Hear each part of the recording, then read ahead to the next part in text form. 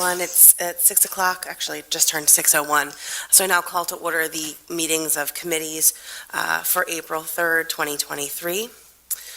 Just a few reminders for everybody here in the room this evening. These meetings are being recorded and they are being live streamed, so you're in the room, you are being recorded. If you are addressing council at all this evening, please do so at a microphone. There's the podium, and there's also, for anyone who's presenting to council this evening, there is microphones at the table as well. To the extent in which there's public comment during tonight's meeting, please note that it is limited to 3 minutes, and you please begin with your name and block of residence for the meeting record. Mr. Harris, if you'd please do the roll call of members. Yes, Madam Vice President. Mr. Ahmed. Here. Mr. Arroyo. Here. Mr. Cleese. Here. Ms. Gregg. Here. Ms. Diaz. Here. Ms. Walsh. Here. And President Baker. Here. All right. We begin with the approval of the minutes of the March 6, 2023 committee meeting minutes. Motion to approve. Second. We have a motion and a second on the minutes. Are there any council comments?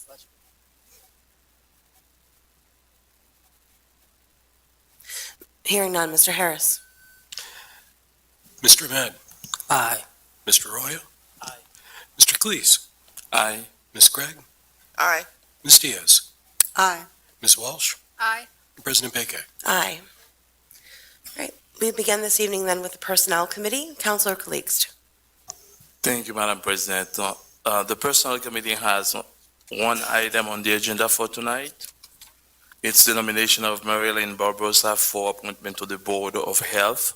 Unfortunately, she is unable to attend the meeting tonight due to illness, and she is asked to attend our next meeting on Tuesday to meet council prior to the vote on her appointment.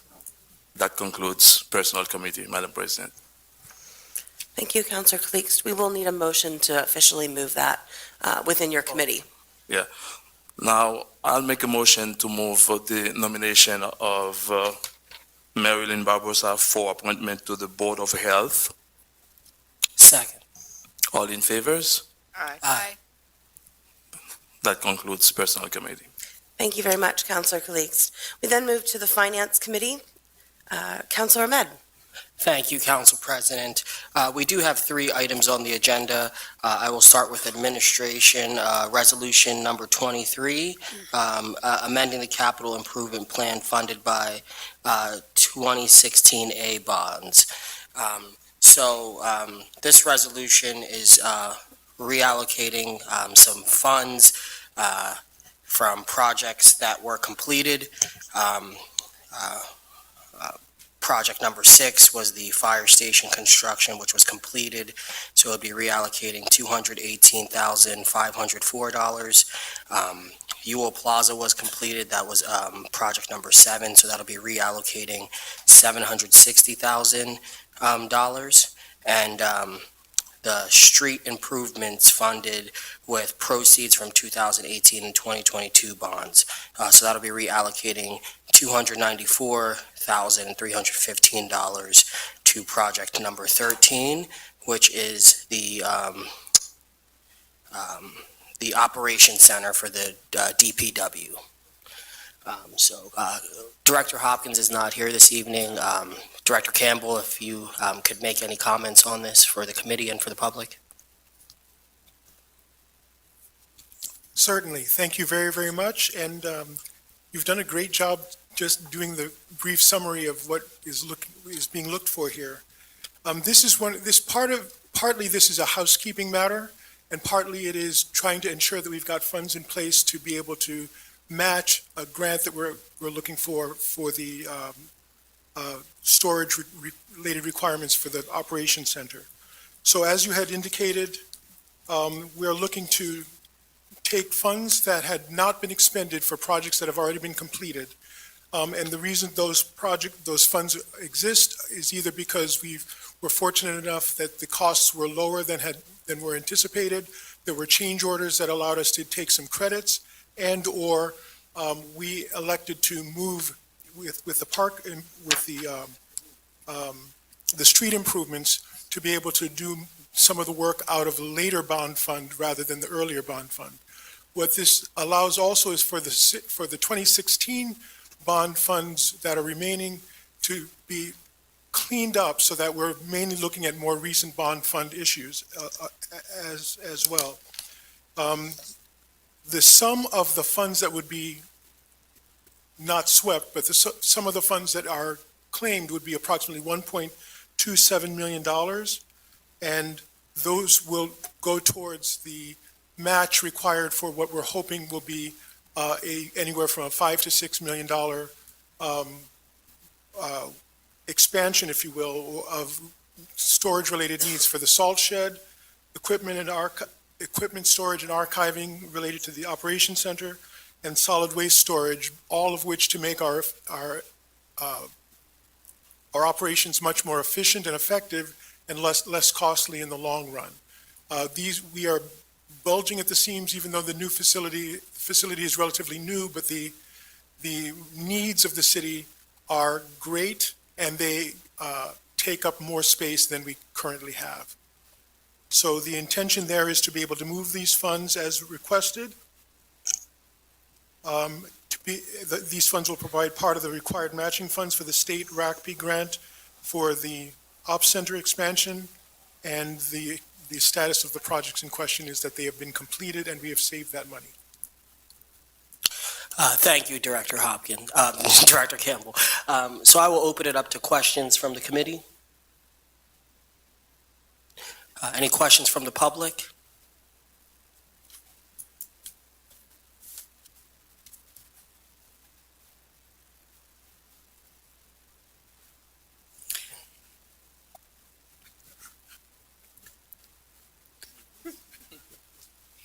Darlene Bird, 200 block of South Ann Street. My question is, we just recently built the DPW area. I mean, it's brand new. Was there no anticipation that we would need more space? I mean, we're renovating something that is fairly new, and to have to say we're looking for 2 million, 2.4, we're looking 1 million match, so we're looking to get a grant for 1.2 million. Was that not taken in any consideration in our planning? It's a very good question, and it basically is answering a slightly different question. The operations center does fulfill the needs of meeting the need for operations, but it is not meeting the need for storage, whether it's the salt storage, which has different requirements, which has been currently done in places which endanger the stormwater and the water resources that we've got, and therefore it's got to be put in a safer place, or the storage of equipment which is currently which had been until recently at the Streets building, which is a building which is not considered safe right now. And the amount of money that would be required to either make it safe or to make it usable is much more than being able to build a more modest, what we call either a butler building or a prefabricated building to take care of those kinds of storage requirements. So where are we moving the salt location to? We're looking at a variety of different places. Right now, what we have done is we've anticipated the need. We know that there's some site assessments that have to be done, and there will be several sites that we would look at, and we would be coming back to you with those sites once they're selected. So we don't really know what the cost factor is at this time, because we don't know what site we're looking to acquire. I would just just interject. These are great questions, Darlene. And at this point, what we're trying to do is to reallocate as part of a series of reallocations, because there's three resolutions tonight to look at 2016, 2018, and 2022 for these reallocations. And so those are all questions that we need to answer, and we will be coming back to answer them. But as of now, there are a number of sites that are being evaluated for, in particular, the salt shed, which is at risk of falling down, in addition to not being in a good spot. So we do need to make some decisions in the near term, but that's not going to be in the next 6 months. We're just trying to clean up, do some financial housekeeping to ready ourselves for eventual decision-making. So I guess my question would be, why allocate this money to the Department of Public Works if we're not sure how much we're going to need and when we're going to need it? Well, we do have a budget, and we do know that we need to make these investments in rather short order. And we have received a RACP grant that requires us to have a match. So we need to come up with that match first and foremost, and this won't quite cover it, so we have to keep working at it. But this is promising that we have a portion of the match funds as required by the state for our RACP grant. And so how much is the total project going to cost that we may be looking for other monies in the future? So we're looking at a $6 million grant. We anticipate that the project is going to be a little bit more than $5 million. If our match is 33%, we're looking to try to make up the balance of the 1.27 in other funds that we would find, but otherwise it would be $4 million granted so that we can build a $6 million facility for $2 million of our own money. And this facility, like you said, the location will be determined at a later time, and it's going to hold the salt, and did you say what else? There are 3 functional requirements. One of them is the salt shed, the salt that is used for taking care of the winter needs. The second part is DPW equipment and storage, much of which is currently held at the Streets building. And in fact, some of the sites that we are looking at are city-owned sites, which would not necessarily require additional site acquisition.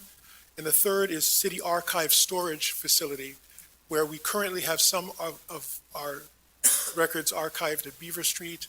And the intention would be either to upgrade that facility or have a more secure facility that might be in conjunction with this, recognizing that we've got storage and equipment needs. Rather than building 3 different facilities, we would try to consolidate and have a less expensive single facility.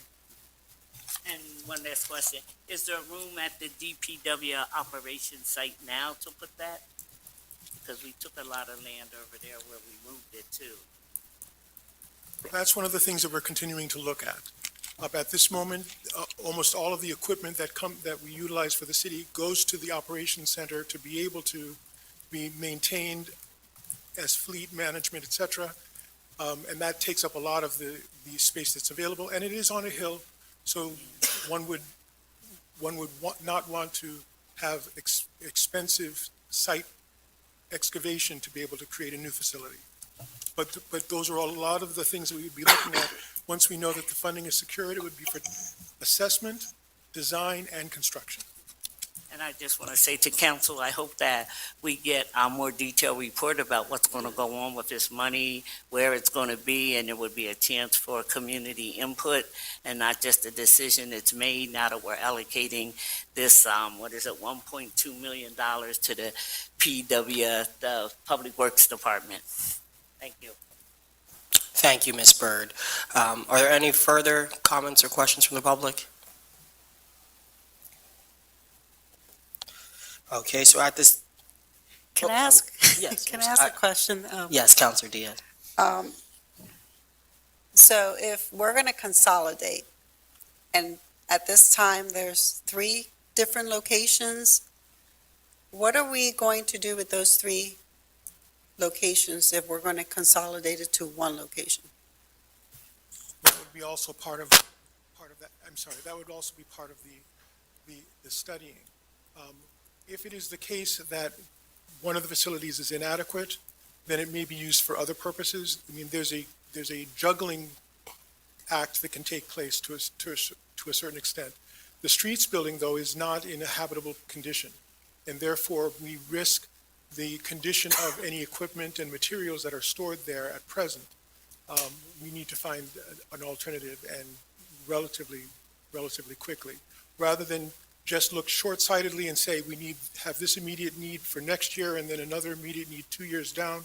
we're looking at a larger horizon and what might be the needs that we would have that may not have been anticipated before the new ops center was actually built. And we're going to make sure there's no sinkholes when we start looking for a new location. Know what? Sinkholes.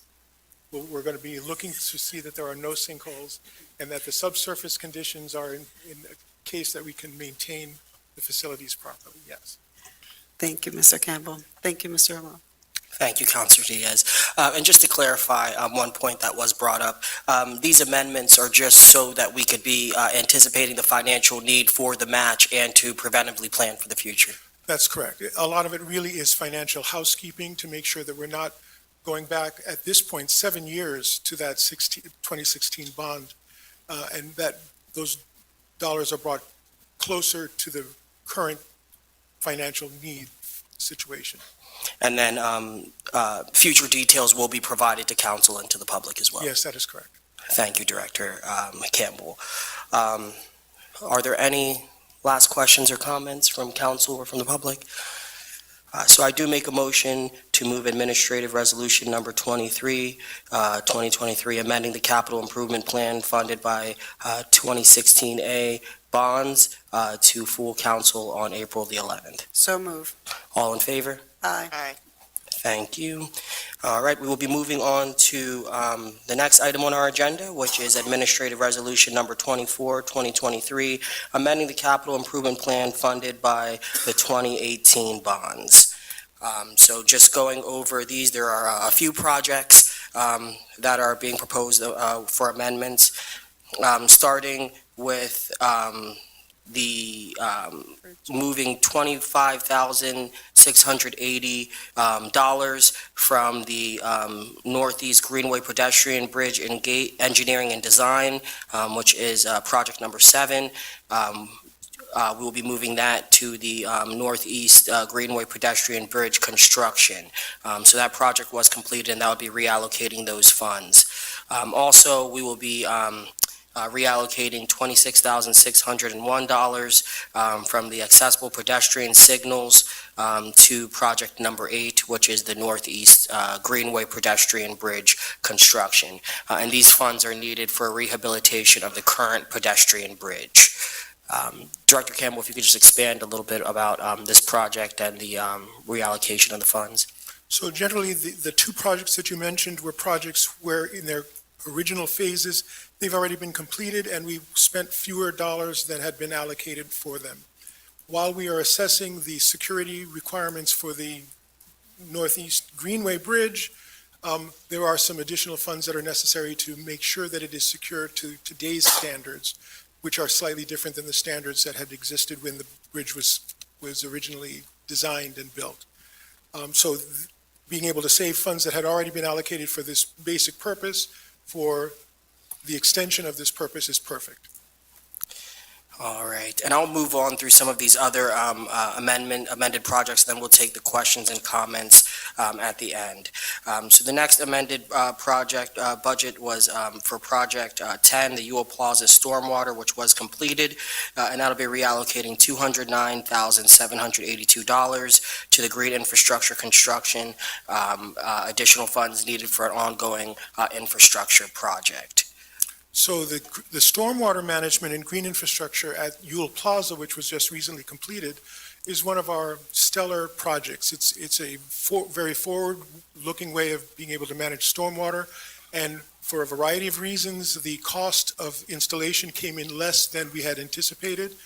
Part of it was that we needed, unfortunately, to make it a slightly smaller space, but the other part was that there were some fortunate situations subsurface that we discovered that allowed it to be less expensive to install than we had anticipated. So there's a savings of approximately $209,000 for stormwater that can go back to other green infrastructure projects. Thank you. And moving on to projects number 8, 39, and 40, reallocating $3,000 from the Eden Manor Grofftown Road Interceptor, which project funded with the 2020 Penn Waste loan proceeds, as well as reallocating $23,320 from the facilities, health retrofits, which were completed, and those allocations will be moved to the sewer line replacement project, bringing the new approved remaining after amendments to $1,757,392. Yes, and that's, again, this is utilizing funds that were not used or did not need to be used for the two other projects, and attaching them to unexpended current amounts. There's an unexpended amount of 1.7 million for that sewer lining replacement projects, which is somewhat of an ongoing, it's something that needs to be done in these next 2 to 3 years. It's currently underway, and being able to utilize funds that were not expended on other projects and just plop them into this is an expedient way of being able to use that funding. And the nature of these new projects, are these preventative maintenance measures, or these needed infrastructure improvements? So it's a variety of things. As an example, one of the projects is relating to making sure that we've got appropriate restroom facilities. Down at the wastewater treatment plant, there's only one woman's restroom, one woman's locker room area, and similar to the scenes from Hidden Figures, for instance, where people have to cross the campus to use the restroom, we needed to address that kind of a situation. Outfall expansion, many of these are items that are in design, except for the dewatering building locker room modification. Most of these are projects that we need to get into design so that we are prepared to submit the appropriate pen bid application with shovel-ready projects. These are necessary as part of continued wastewater facility management, but they will also come up against the soon-to-be clarified needs for the consent decree. So we want to make sure that the elements that are required to maintain our wastewater system and wastewater plant are underway and are not going to be impaired by the requirements of the consent decree. One last question. As we did see stormwater and fees go up in this past budget, those were just to maintain projected new costs rather than being tied in with any of these projects. That is correct. The intention has always been, how do we maintain the current level of service, not to reduce that service, but part of this also, there's one item, for instance, the belt filter press rebuilds. That is something that has to be installed within the next 2 to 3 years, and it can be done in phases. So we want the first phase to be done as early as the end of this year, so that we do not find ourselves not in compliance with the environmental requirements of what we put back into the Conestoga River. And it looks like the new project total is around $1.4 million, and the approved remaining after the amendments would be about 1.7. So with that difference of around $300,000, is that going to go back into the Department of Public Works budget? Or? It'll go back into the sewer lining replacement project. So any funds that are not used under the 1.4 will go back into sewer lining replacement. That's something that still has to happen. It can happen a little bit later. I mean, as I said, it's currently underway, but because it is a 2 or 3 year long project, as these other projects move their way forward, if there's funds that we do not use there, we'll put them back into the sewer lining. Thank you, Director Campbell. At this time, I will open up to questions from the committee or from council as a whole. Any questions from the public? Ms. Byrd? While she's making her way to the podium, I just want to clarify that there is one more. With this bond issuance, there was general fund, stormwater, water, and sewer, and just that we're moving $1,202 from the 2019 water replacement over to the 2022 water main replacement. So that was just the last one that's on that list. Yeah, And just wanted to make sure that if you're following along, that this bond issuance and the changes that are being proposed to amend the capital plan cover 4 different four different funding categories: general, stormwater, sewer, and water. And we just spent a lot of time talking about sewer because that is the biggest reallocation. And there was a portion of unallocated bond principal for the sewer portion of the bond that is funding the new projects that you were just reviewing with Director Campbell. So I just want to make a note of that. Thank you, Mayor. A question for council, and I think I've come to every council meeting and say this. Is there any way we can get a copy of what you're looking at? I mean, again, you know, I'm trying to listen and seeing where you're moving money around. You're talking about project this, project 7, project numbers. We do not have that. I'm not saying that you have to waste money and make copies, but we have a screen, we have the technology. Is there any way you can put that on the screen so we as the audience and the community can see what you're seeing, so that we can ask questions that are appropriate? I think it would be very helpful for me to try to understand, because to me right now, what I'm understanding is we have a lot of money that was allocated to a lot of projects that we didn't need to spend on, and we now have an opportunity to allocate that money to other things. And council picked these 4 areas, I think, that the mayor just talked about, where they want to allocate that money at. But it's not, as far as I know, a requirement that those allocations be made to the Public Works Department. It is a recommendation that's coming from the Public Works Department to say to council, let's take all this money, $2 million, and invest it in these projects. And I know council has before them many projects that are seeking money. So it would be a clearer explanation to us on why it is going where it's going, what it was supposed to be used for, and why it wasn't. Last year, we sat here and we allocated money to the Barney Yule stormwater that was left over from a bond issue. And now we have money left over from that to reallocate again. And I think if council is going to really want to get input, they need to provide us with more information. Councilor Ahmed, can I address this question? Yes, I think please, it would be helpful if it's possible, Bernie, I know you're also taking notes and doing a lot of different things to bring up these. And if I'll also address the question of the allocations. So within the bonds, when they're issued, there are those sort of categories or buckets of funds that we have to keep those dollars within, but we can move them around from project to project. So bond funds that were for water projects need to stay for water projects. Bonds that were in the general fund need to stay in the general fund. So we are limited a bit in that, and we can reallocate things after things. Luckily, it seems a number of these occasions, things haven't cost exactly as much as we had anticipated, or we didn't use all of the contingency that we were required to allocate in the past. So that's a good thing, but we do have to keep them within the categories. Thank you very much, Mr. Harris. I'm seeing that on my screen now. For instance, this one is the project list in question for the general fund. So those dollars need to stay within the general fund. Okay, and so, because I know where general fund money can be spent. So my thing is, what's the total amount of money we're talking about reallocating between the 3, what did you say, 3 different categories, 4, I think you said, between Public Works, general fund, stormwater, and something else? What is that total amount we are talking about?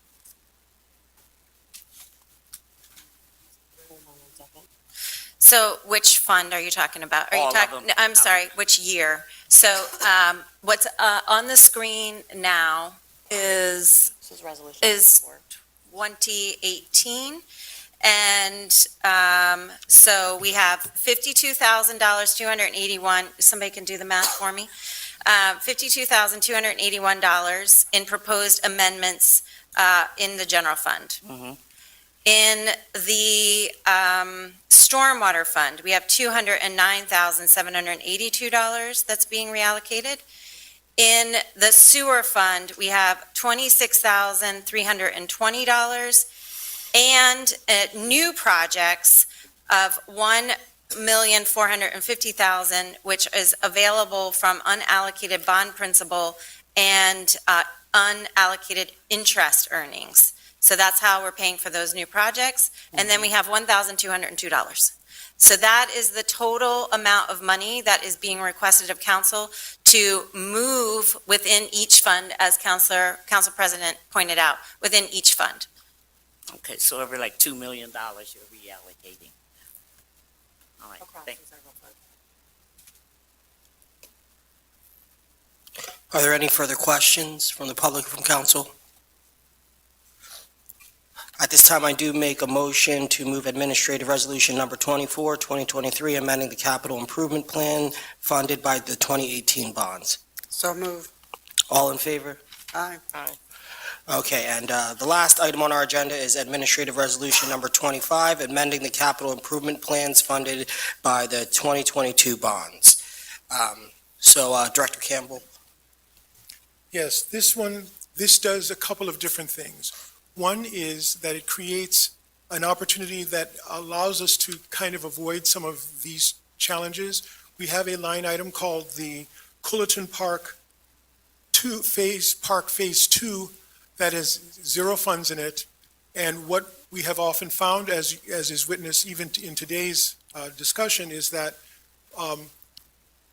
keeping the funds in one particular line item, but assigned to one project versus another project, when we don't use certain funds in one project, they are still eligible to be used in a similar project in the same fund. So the intention would be that the Cullerton Park, to rename the Cullerton Park Phase 2 to become General Facility Improvements. At this moment, it would be $0 attached to that, but that's the opportunity where if there are funds that are not spent in some areas, they could be put into this particular fund. Or if we go after grant funding that is project-specific, but is not perhaps site-specific, that can go into this particular line item for drawdown as well. So that's the first part, the general renaming. The second part is to try to take advantage of an opportunity that only comes very rarely. There's the opportunity through the Commonwealth Financing Authority to have access to a $10 million grant or $11 million grant for, to have access to several millions of dollars of a grant towards the large transmission main replacement that we have to do between Susquehanna River and the Susquehanna Water Treatment Plant. If we have the ability to get it as a grant, to get a huge amount of this as a grant, it means that we as city will not have to spend city funds to do that particular installation. The current requirement from Commonwealth Finance is that the 2/5 match be in hand in order to make that application. So what we have done here is we've looked at the variety of projects that are either underway or that have been currently funded and have done two things. One, we've either tried to defer in the hope that by getting this grant, we avoid spending $6 or $7 million of our own money to do this work. We have looked at what projects could be either deferred a little bit or can be done in a slightly different way. So the first set of projects 1, 5, 6, 7, 8, 10, and 11, and 19 are projects where either the project has been completed or we know that there's a limited amount of funds that we will require to finish off the project. As an example, with the South Tank project, there's an unexpended amount of 1.247 in that particular area. The project has recently been completed. There are still some change order items that have to be dealt with. So we expect approximately $497,000 to be spent on those change order and finishing off items, which would allow us to amend by $750,000. The city line replacement is one where we would be doing some moving of projects back and forth a little bit so that we could spend, out of that $3 million, spend $1.1 million at this time, and then 1.9 would be assigned to things like the trans site replacement and the large diameter main. So we basically are looking very closely at the projects that we currently have to see what can be adjusted in order to find approximately $4.9 million that would fulfill the match to get access to the balance for the $11 million project. If for any reason we do not get those funds, we would go back to this original plan. And we would just not spend differently than we had currently planned. But this is an opportunity where a very necessary transmission main, this main is more than 90 years old, is about 85 years old. It's a main that had a useful life of approximately 60 years. And we are all kind of, as I had mentioned during the budget hearings, we're kind of whistling past the graveyard as we try to make sure that we're keeping it in good enough repair so that there's not a significant failure. This would be the opportunity to be able to replace that line, and it's one of 3 phases that you may be aware of. We've already completed what's called Phase 1, which is from the Oyster Point Reservoir to the city. Phase 2 and 3 would be doing in reverse order, which is from the Susquehanna River to the Susquehanna Water Treatment Plant, and then the other, which is from the Susquehanna Treatment Plant to Oyster Point. Thank you, Director Campbell. That was very thorough. Are there any questions from the committee? Questions from the public? Councilor Ahmed, I have one point of clarification for Director Campbell, if I may. For these dollars that we're anticipating to hold for a match, that's the maximum match for this grant. There's a possibility that we could get less than we applied for, and in which case the match would be lower. Is that correct? That is correct. I think we're just required to have a 2/5 match, so we would have to make adjustments here. The reason we're doing this at this time is that we need to represent to Commonwealth that the funds are in place, the matching funds are in place. If they grant us less, then it's still a 2/5 match of whatever they grant us, and we'll make adjustments. We'll take some of these projects off this list, or we'll reinstate these projects on their original schedule. Thank you. And if I may just say, I really want to give a shout out to Christine, who is our utilities manager within DPW, who has combed through these numbers, aligned this list of projects with the list of projects that we are required to complete. So we have a number of regulatory commitments that we have to meet, and then coming up with a strategy to utilize these match funds. We've never been in a situation, quite frankly, where we've had to demonstrate in advance of knowing whether or not we even have the grant, that we have all of the money in hand. And so this is unique to us, but I just think that Chris and Patrick and Barry and some of our other team members went above and beyond to figure out a strategy such that by May 1st, we can tell the Commonwealth Financing Authority, we're ready. And obviously, I would also just say that we are working very hard with our other elected officials that represent Lancaster County to have them weigh in with the Commonwealth Financing Authority about how important these projects are, and to have this opportunity for grant funding. In my time, we've never had that before, and so we are working every angle to receive these funds.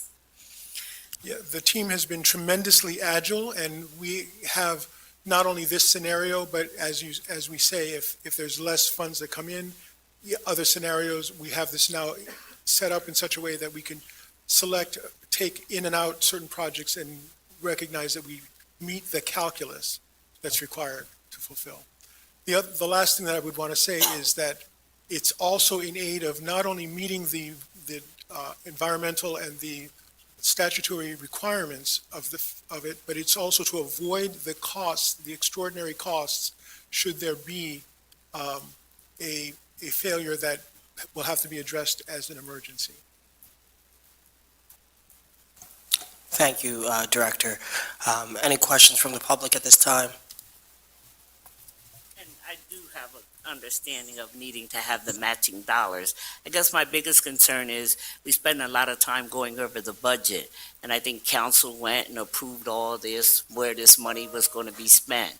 And if we went over the budget and we approved it, and now we're saying that these projects are going to be deferred, not be completed, what is the security that you're not going to come back and say, we got to raise your taxes again because now these projects that were deferred cannot be completed because whatever the grant is we applied for, we didn't get it all or we didn't get enough of it to do it.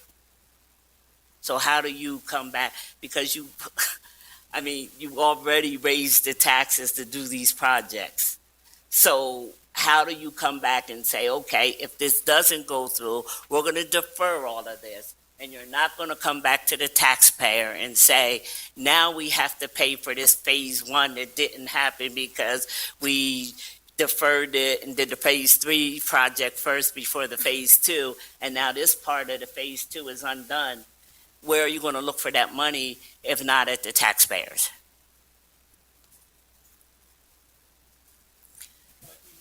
I'll just say that these are ratepayers, and so it's not just city taxpayers, but they're ratepayers throughout our Right. entire water distribution system.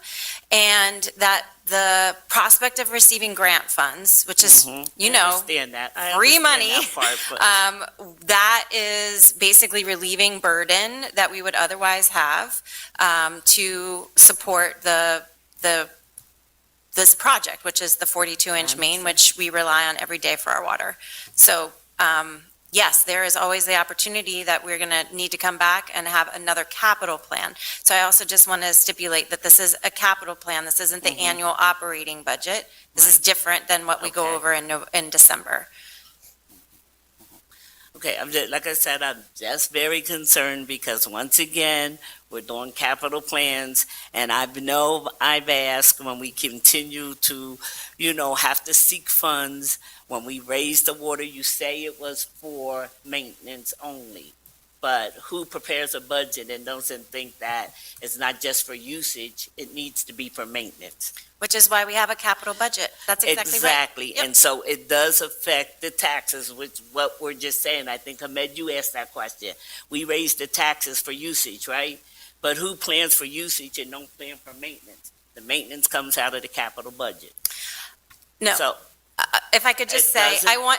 no, not necessarily. The maintenance, the stuff that we're talking about is capital. And I do want to just give tremendous credit to Director Campbell because he and his team have been working diligently to develop a capital investment plan for every asset, vertical and horizontal, that the city has, and has been we are working very hard to come up with a financial plan that will match that capital. And this has been a multi-year effort, and we look forward to sharing more about that as we get further through this process. Right now, we are, we've made great strides with the capital plan, but we're also in the middle of hiring a new director of administrative services. And so that new director of administrative services is going to be instrumental in helping us develop the financial capital plan to realize the capital investments that are necessary. I just cannot give enough credit to Director Campbell for the work that he has done in this area. We've never had a comprehensive capital plan like this before, and it will make things so much clearer for the council in the future, long in the future, because we're talking about a capital plan that's 25 and 50-year lookout. We've never had that before. So just all credit to Steve for making that happen, and there will be much more to come on that topic, and I appreciate your questions. and I wasn't undermined the work that you put in at all. I just have questions and I have concern. Congratulations for taking us 50 years in the future. But it's still a concern for council because I'm worried about our taxpayers today, okay? Thank you. Thank you, Ms. Byrd. There are no further, Councilor Ahmed, if I Council may. Walsh. Director Campbell, just a quick question for Exhibit A in the General Funds project where it looks administrative in nature, but my question is if the original project name was Culleton Park Phase 2 and we're just simply renaming it, where does that project go now? When we decide that we're going to move forward with Colleton Park Phase 2, which in large part is dealing with the Rostolsky Building and the southwest corner of the site, that would go into this line item. And in this line item would be sublines, project by project, but it would allow those funds to be a bit fungible, if you will. Okay. So with this particular amendment, we're changing the project description, the account number is not changing or anything like that, and then you'll have subsequent general fund projects under this That is correct. bigger bucket. Okay, That is thank you so much. I just wanted to make sure we weren't losing phase two. Nope, nope. Got it. Well, Phase 2 right now is not currently planned, and so it was an opportunity to use a line that's currently in our budget system that we don't anticipate using anytime in the near future as a means of making the financial management a little bit easier.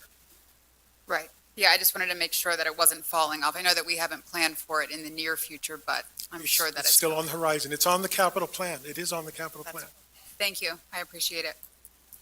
Thank you, Councilor Walsh.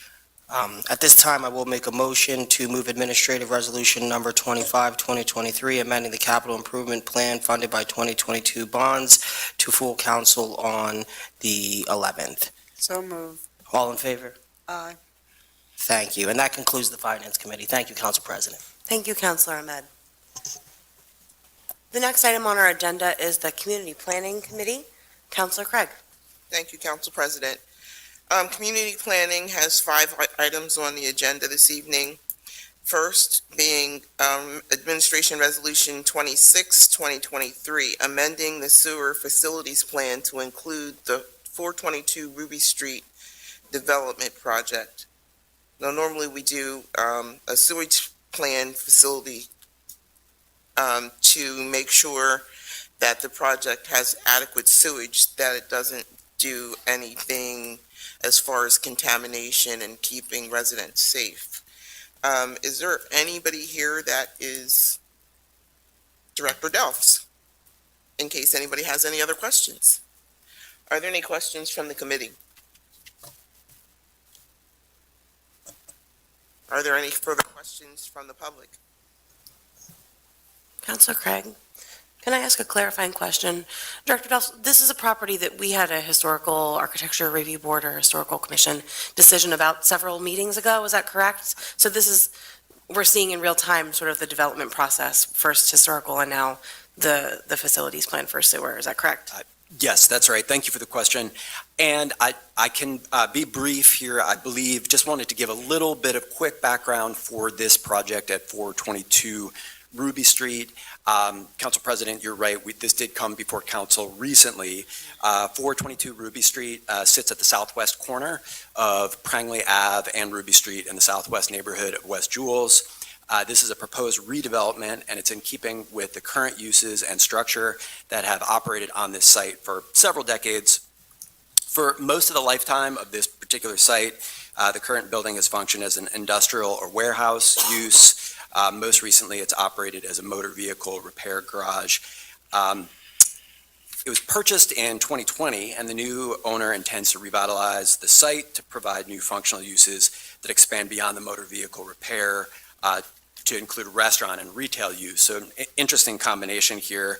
The new concept consists of commercial spaces, a coffee shop and coffee roastery on the east side of the site, 2 automotive spaces in the middle, and then a distillery and a distillery restaurant on the west side of the site. That is really the long and the short of it. The site is, or I should say that the coffee portion of the site will be managed by the Commons Company, which is responsible for Prince Street Cafe and Passenger Coffee. I've got other details here, should you have other questions. In answer to the question about the historical, I think it was about the Historical Commission decision. The Historical Commission recommendation was issued on February 13th and then came before council, I believe it was the next day on February 14th, and the council approved the certificate of appropriateness. Are there any further questions from council as a whole? Questions from the public? Hearing none, I'll make a motion to move this to full council on the 11th. All those in favor? Thank you. The second item on our agenda is Administration Resolution 27, approving the Community Development Block Grant Action Plan.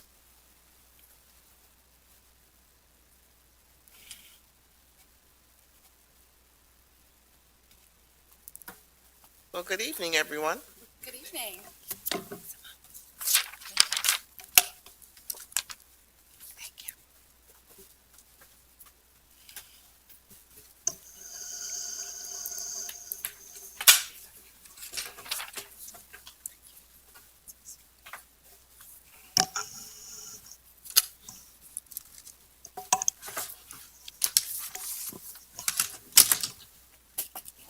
There goes the glasses.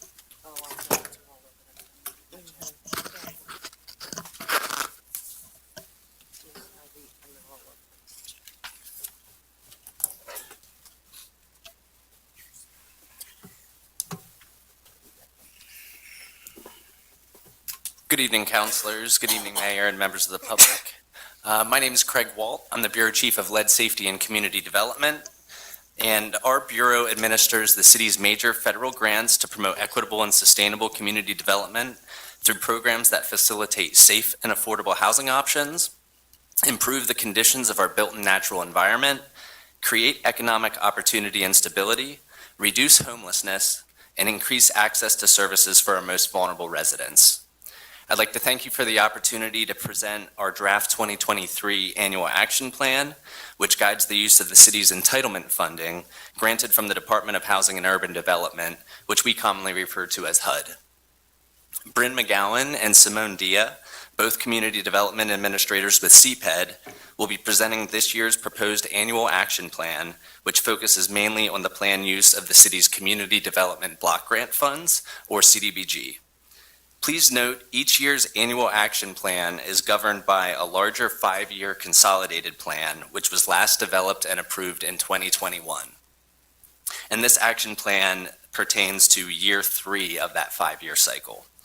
Presenting to City Council is part of our yearly planning process in an effort to secure a resolution to approve the plan for submission as required by HUD. I'd like to applaud the team for their work coordinating this effort with our department leadership, Director Chris Delfs and Deputy Director Rebecca Geiser, and for their collaboration throughout CPED and citywide across multiple departments, and with our external community partners to put forth a plan that advances a wide range of programmatic goals amidst a funding reduction year.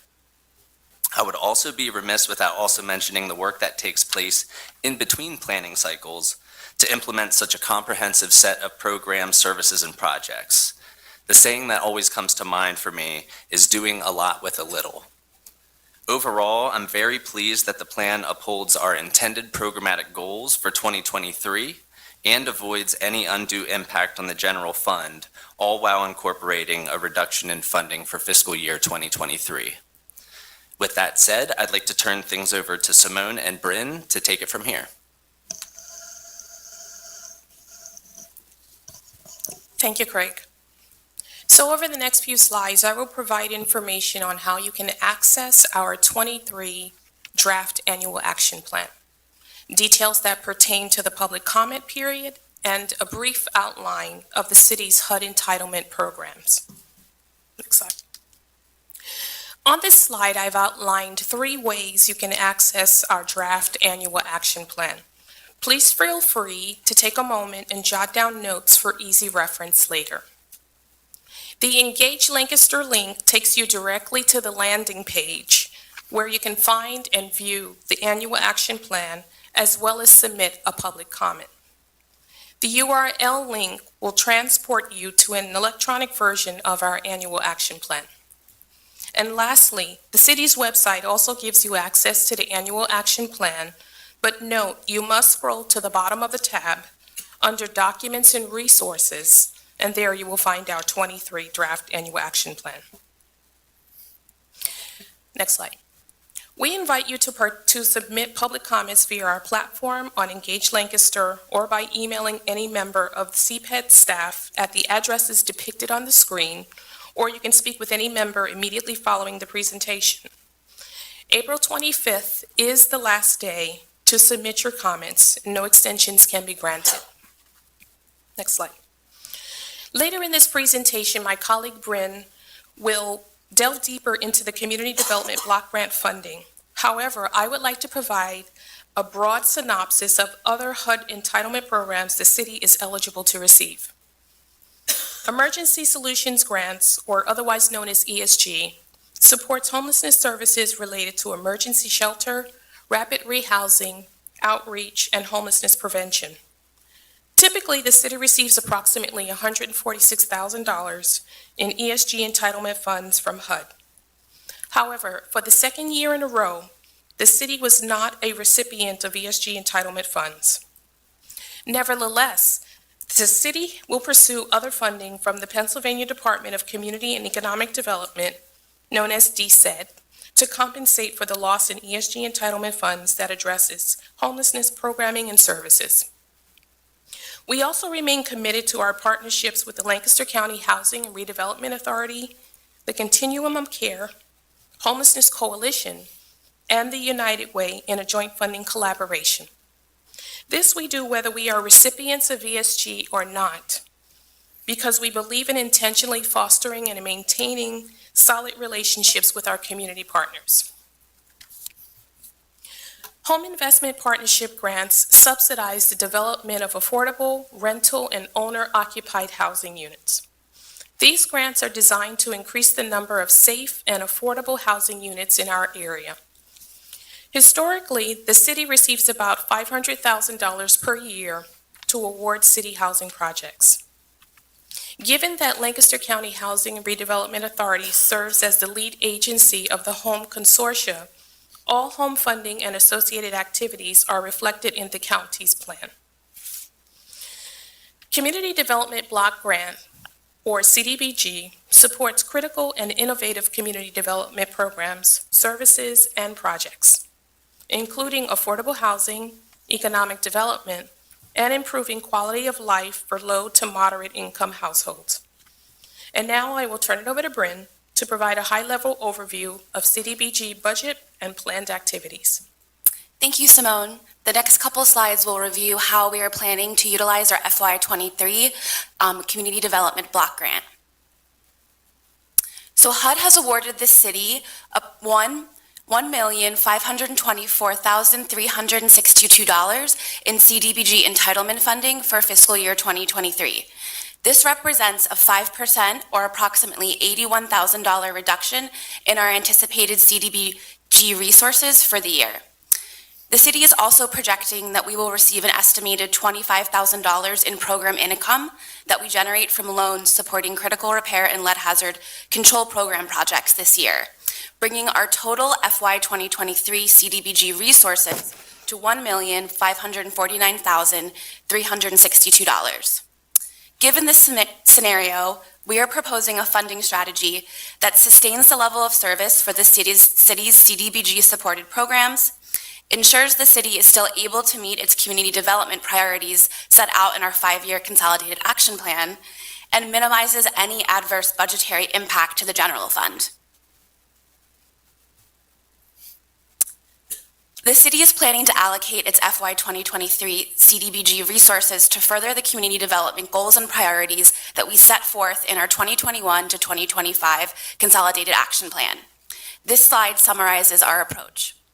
In 2023, we are proposing to allocate approximately $696,000 to support our goal to maintain affordable, good quality housing, approximately $164,000 to helping increase affordable housing opportunities, $386,000 to promoting neighborhood quality of life, $20,000 to expanding economic opportunities, and we're proposing to utilize the remaining $284,000 to support various planning and administration activities related to the management of the city's HUD grant portfolio. All of these dollars will be expended in support of low and moderate income community members and neighborhoods.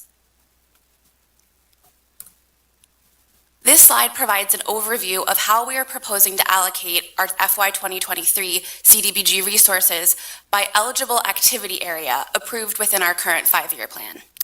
More detailed information regarding the specific proposed funding levels for each of our CDBG activities is available on the handout provided over on the table here and within the annual action plan.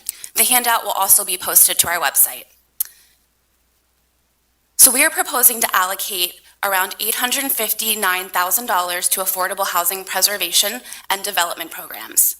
This includes funding to support the city's critical repair program, our critical repair and lead hazard control program administration costs, the proactive housing code enforcement efforts in low and moderate income areas, and affordable housing development solutions. Next, we are proposing to allocate $210,000 to public infrastructure improvements by helping subsidize street improvement projects implemented by the Department of Public Works in targeted low and moderate income neighborhoods. We are also planning to allocate $176,000 in FY 2023 funding to support public services. This includes our health and housing social worker within the Bureau of Health, the Department of Neighborhood Engagement Program Manager, helping fund the Fair Housing Services Program with Tenfold, and the Bureau of Police's Police Social Worker Program. In 2023, the police social worker activity will be absorbing the majority of the impact of our budget reduction. This program has sufficient CDBG funding remaining from prior years due to staff transitions and turnover to fully cover program costs for the entirety of 2023.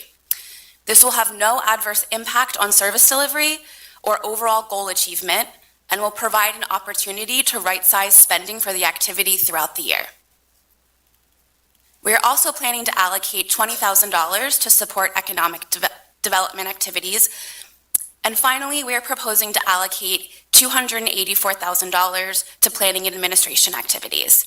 This includes funding to support HUD grant program administration, including staff salary and fringes, the indirect cost of administering the HUD programs within City Hall, and funding to support eligible Bureau of Planning efforts. Again, you can find some more detailed information related to the planned FY 2023 CDBG programs and activities on the handout and within our more detailed annual action plan draft. Finally, this slide depicts the proportion of our proposed 2023 budget in comparison to our anticipated 5-year strategic plan allocations for each overarching community development goal that is funded with CDBG funding. Here we can see that our 2023 proposed funding approach is in general alignment with the estimated allocation priorities that we set out within our 2021 to 2025 consolidated plan, as we are making every effort to allocate a sufficient amount of funding to support the furtherance of our community development goals strategically, despite operating within a resource-constrained environment.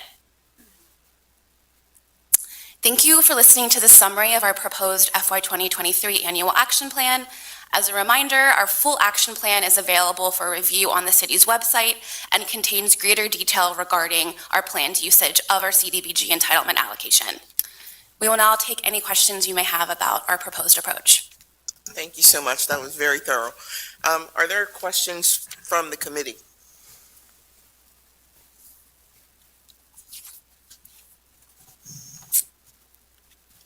Are there any questions from full council? Councilor Craig? I think something that you mentioned, that we have a decrease in the funds that we're going to be receiving this year. Having heard a number of these plans now, we know we do an annual plan every year, and then there's a larger 5-year plan that we're in the middle of.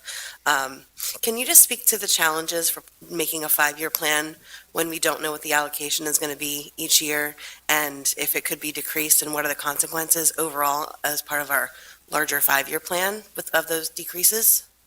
Yeah, I mean, I think this is the second year that we've worked on developing this plan as a team. We weren't part of the initial consolidated plan development, but I think the challenges we're seeing here is that it does seem like there are going to be further ramifications for our entitlement funding sources such as ESG and CDBG, and what we're really going to have to look at strategically is where we can find perhaps reduction opportunities to still maintain the level of services necessary to serve our low and moderate income residents.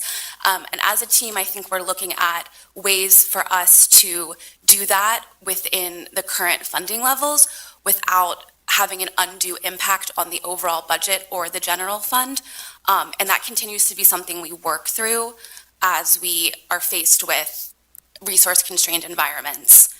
But I think overall, as we go through this next year, we're really going to see where there are opportunities within our budget to perhaps reprioritize some of the funding. So we are working on meeting the needs of the community as they present themselves and not,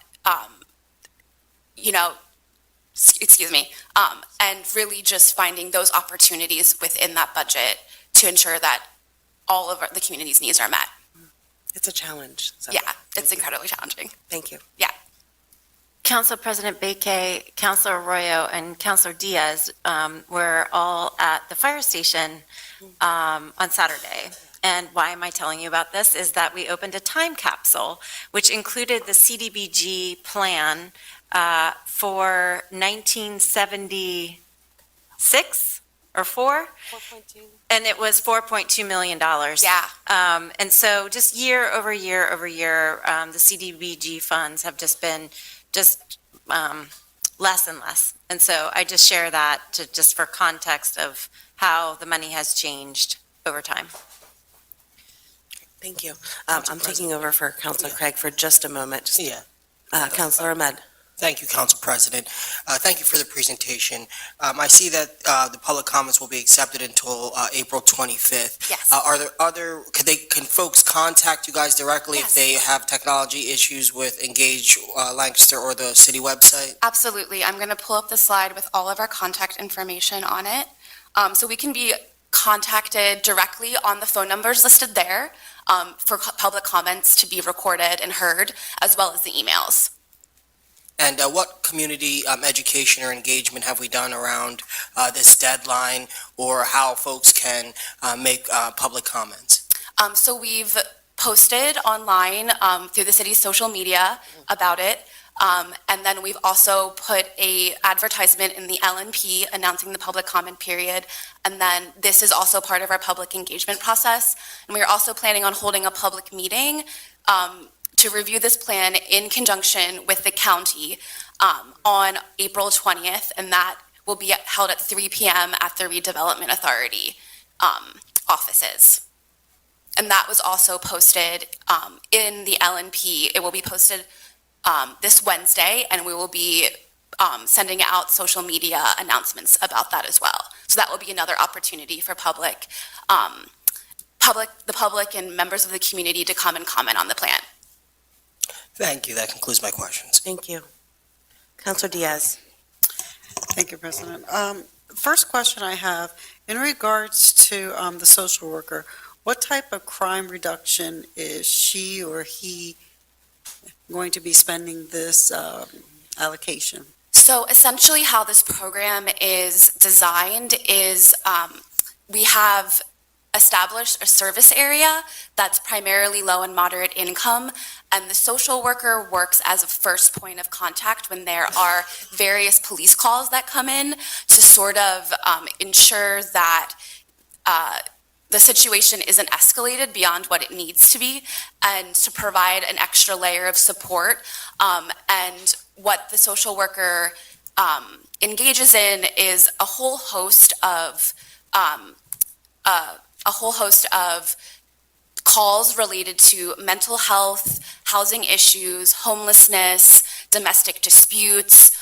So that is their role, to help community members in need in those situations and to provide the support needed.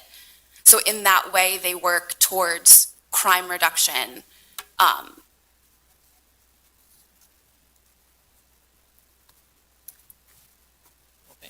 If it's related to homelessness, that's not really a crime.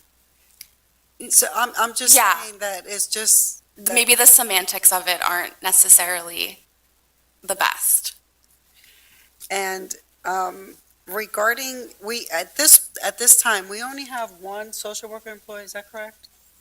Yes, they are in the process of hiring a second. There have been several months where we've only had one. Thank you. The next question has to do with the, it would be the small businesses dollars. The small business development, economic development. Yeah, I'm just trying to find it here. So what qualifications or stipulations would they have? Like, for example, if somebody would call me and say, well, how do I qualify? Obviously, they'd have to go through asset. I mean, that's the way it's being tunneled through. Right. But do we have anything if somebody would ask us? So we provide $20,000 directly to assets to support their program. So I think we would probably do a referral to that program. And they are essentially the ones who are income qualifying all of the participants of the program. And that's based on the HUD income guidelines based on family size for the Lancaster County area. And I believe that we've been supporting assets in that role for, Decades. yeah. Yeah.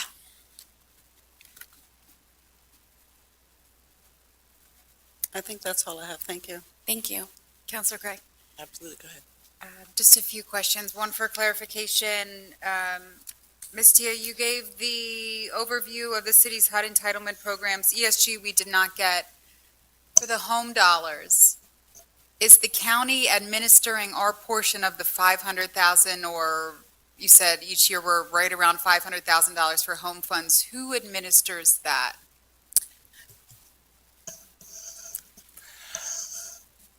Thanks for that question. So for the portion that comes to the city to award to city projects, it essentially ends up being a joint effort in terms of administering the funds and the project. Some of that's governed by HUD's regulations regarding the lead agency of a home consortium. So there's certain responsibilities such as the environmental review process, approving the underwriting and subsidy layering, that falls on the responsibility of the lead agency. However, the city also receives a portion of the administrative funds so that we can work hand in hand with the recipients of the funding so that we can assist with the contracting process, and even before that, the whole RFP process to get the applications, identify the projects that meet the priorities for advancing affordable housing the most, and then just working with those projects, not only to complete them through the construction phase, but also through lease up and the monitoring periods that come afterwards, because these units end up being income restrictions end up being placed on these units, so there's ongoing monitoring requirements for the period of affordability. Sure. Is there ever a time where the city allocation is used for county projects or vice versa? Because I know the county gets a significant more amount than the city ever will or does. But does it ever flow both directions, or is it very specific? So to my knowledge, there's never been a time where the city funds go towards county projects, but there have been times where county funds go towards city projects. Sometimes that has to do with, the home consortium achieving an overall spending deadline. So that's where sometimes if there's more city projects that need advanced, that can help leverage those dollars. And sometimes we're just able to work collaboratively to identify projects that really do have a broader impact, but may be located within the city. And those types of projects might also be able to leverage the county portion of the funds. Great, thank you. Moving away from home funds, any indicator as to why the city is seeing decreases in the CDBG funding? Because again, the counties, their levels go up and up and up. They haven't seen a decrease in years. Why do you think we are? Is it just an algorithm that HUD puts in, or is it because we didn't use it, so we lost it? So I think there's quite a few factors at play. Some of that has to do with a formula allocation, and I'll put a pin in that and let Simone speak to that because I know she did some research into that. But before I do that, just a couple of the other factors also are that the overall federal allocation can fluctuate each year. Mm-hmm. And at least with the recent year reduction, one assessment is that largely throughout the nation, many communities are struggling to spend and mobilize their CDBG funding. The city of Lancaster has been doing very well, achieving all spending deadlines even through the pandemic. However, when federal decision makers see that many communities throughout the country are not spending, they walk away from that thinking that, hey, they might not actually need this money right now. And in addition to that, there's a few other more innovative spending bills. And so I think it's all being factored into that decision-making process. And then I'll pass it to Simone to speak on the formula allocation. Great, thank you. Thank you, Craig.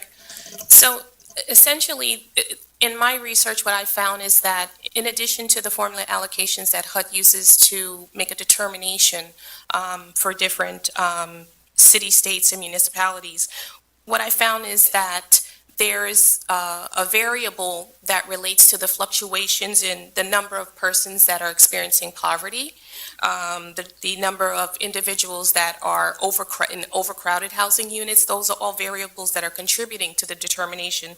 But then there's also the component of the shares of housing that were built before 1940. Then there is the need in the community. There is also the population growth lag. So there are so many different variables that come into play. We are also very aware that the census may have contributed greatly to the decision, as well as the American Community Survey data that has been presented. Great, thank you. And then I just have one last question. Of the positions that are mentioned within the planned projects or activities, there's a couple,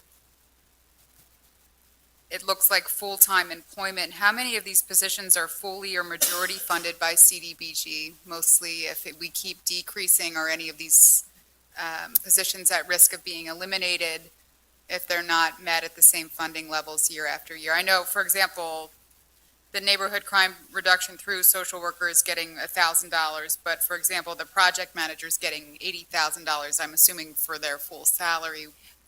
They're actually covered through various funding sources. The $80,000 we allocate for them supports eligible activities within CDBG. So strategically, the city is looking at ways to ensure that these positions can still be funded through various other sources, even with this reduction. Okay, so there are no positions that are fully funded through CDBG dollars? There are, yes, that there are. The health and housing social worker is fully funded with CDBG dollars. And then my position is fully funded with CDBG dollars. Okay. Thank you. I think that was the last of my questions. I appreciate your presentation, and I know you do a lot with a little. Thanks. Thank you. Are there any further questions from council as a whole? Council Craig, if I may. I'll just take this time to say that while the partnership with Assets and the City of Lancaster existed well before my time on council and as an employee of Assets, I will be abstaining from the vote on this specific item. Thank you, Councilor Royer. Are there any questions from the public? Yeah. Ms. Byrd? If we could go back to the other slide where it shows how much money's being spent in which categories. Right there. That one. Okay, that one's fine. This one? Okay, sure, that'll work. So first question I have to ask about, you said about the homeless funds that the city did not receive any as of last year. Is there a reason? So there is a formula allocation that HUD utilizes to make the determination. And there are so many different components that go into that decision-making. As I mentioned, it could be data collected from the census, data received from the American Community Survey. It could be shares of housing that existed prior to 1940. It could be the fluctuations in poverty or in overcrowding housing units. It could be community need. It could be population growth lag. It could be any number of things. So we applied for money and did not get it, or we did not qualify to apply? No, we were qualified. We're an ESG entitlement So entity. we applied and we did not? We did not receive it, Okay. yes. And then for the home investment? Sorry, Ms. Byrd, I just wanted to add, with this being the second year in a row, we were quite surprised last year when we didn't receive ESG entitlement. And then we actually went back through some of the archives to see what had happened over the past 10 years, the past 20 years.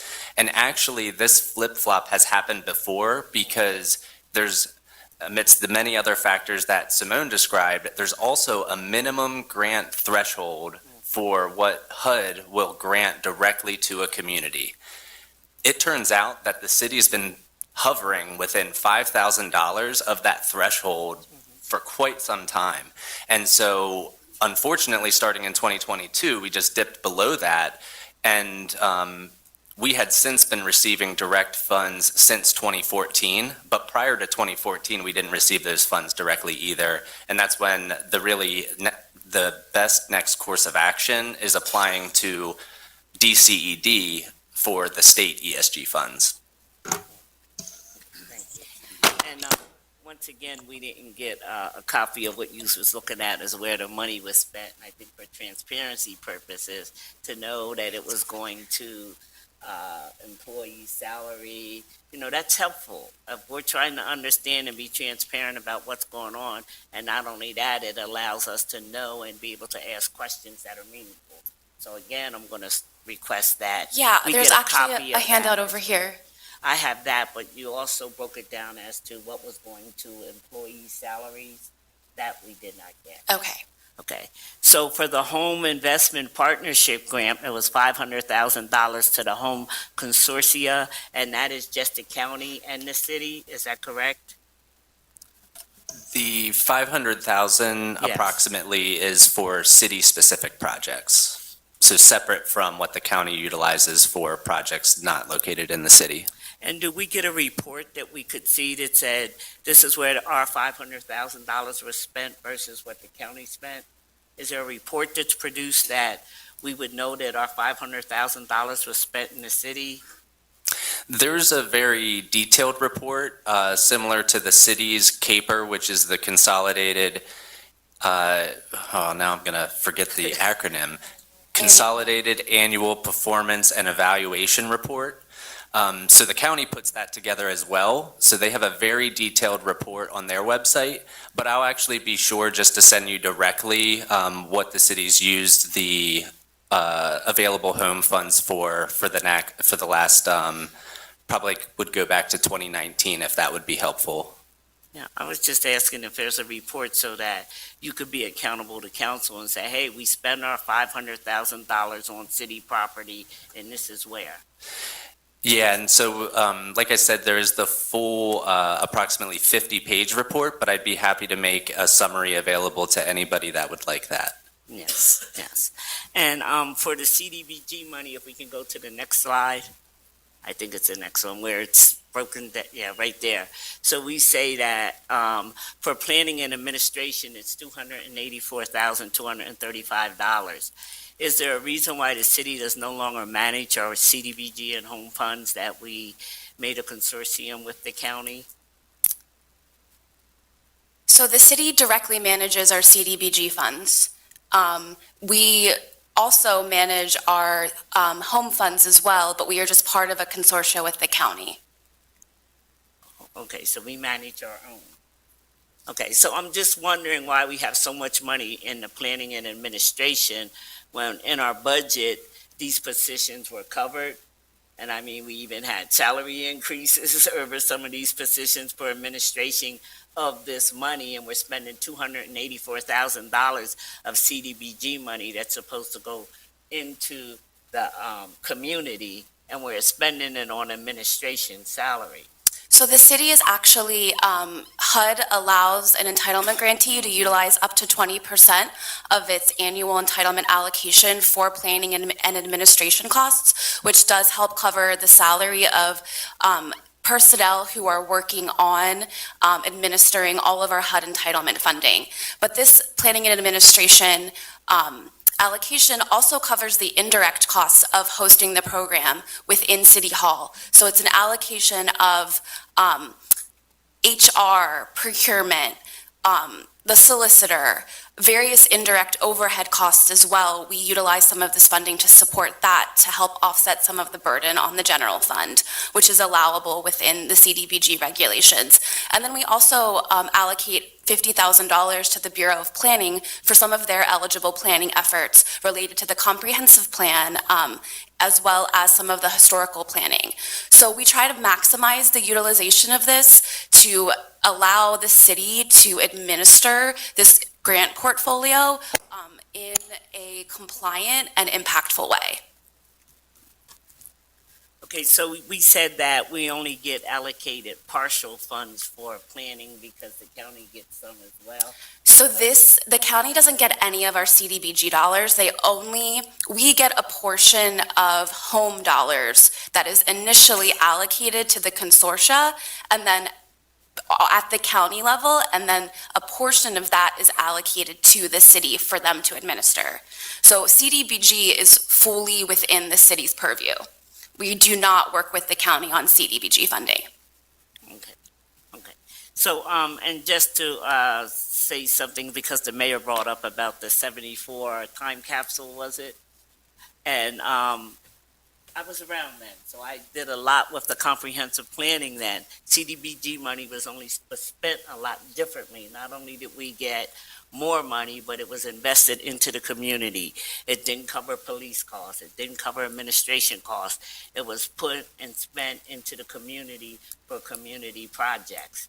So I understand that we are getting less, but we are not putting any into the community unless you count the $20,000 that we are given asset. And I didn't hear the amount that we're given tenfold. But other than that, there's two agencies that's getting anything out of the investment of this $1.5 million that's supposed to be used for CDBG. My other concern that I have is that the CDBG does require that we have public meetings. And as you know, I attend the public meetings when you had them, and council needs to know very few people. As a matter of fact, I was the only person that showed up for the discussion. So how we hold these meetings is not sufficient enough to draw community input, even if it's not from the nonprofit organizations, to come in and have a say how CDBG monies are being spent. I'm a little discouraged that we're not having a public meeting again, that we're doing it all online, because I think that's just further separating the community to have input on the CDBG dollars, which is very important. I think that council needs to start requiring how many people attended the meeting, because you're asking the right questions. Are you asking the community, and are you getting community input? But you're not getting the right answers to say, yeah, one person showed up. So we have one comment as far as at that meeting. Now, on Engage, maybe there are more people, but I know when they have public meetings, I make it a point to come, and I attend. And I think they need to have more of them. I think council needs to ask more of what kind of participation did we get?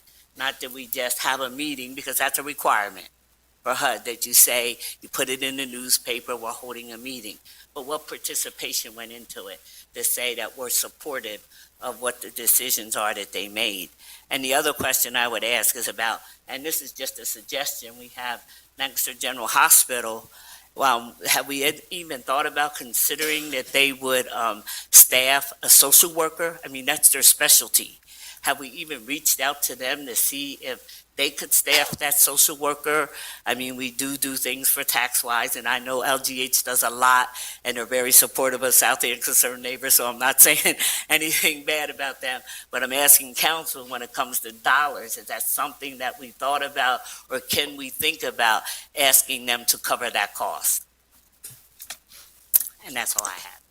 I would just like to clarify one point about the public meetings. We do host in-person public meetings. We recently had a meeting to review our 2022 accomplishments a week ago at City Hall over lunchtime. And we are planning on having a meeting with the county in person to review this plan on April 20th, which will be an open public meeting.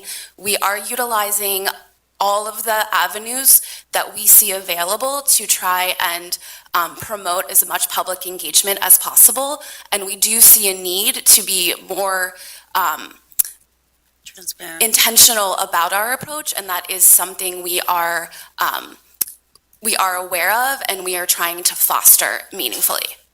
I would suggest maybe sending an email to the nonprofits that you think might be interested.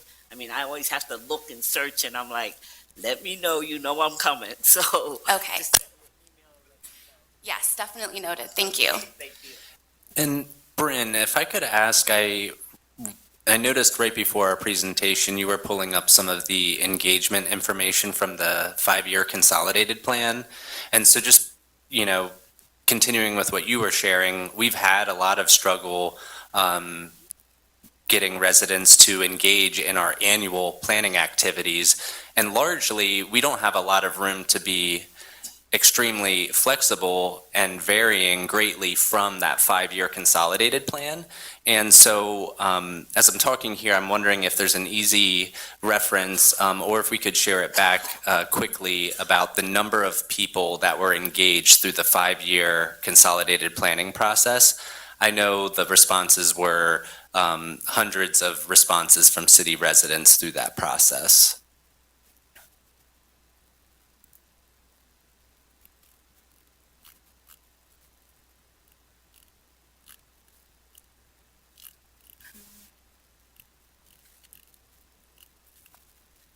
I think in total, we had 322 responses in the engagement process. Thank you, Bryn. Great. Thank you, Ms. Burke, for your questions and comments. Thank you to the team. We've, Ask one more question. yes, you may. Go ahead. Oh. Go ahead. Okay. In regards to reaching out to the community, I would also make a recommendation that not everybody speaks English. Mhm. And we have a variety of immigrants also that would also be able to engage, and they would need the education of understanding. So that's the only comment I have. Thank you.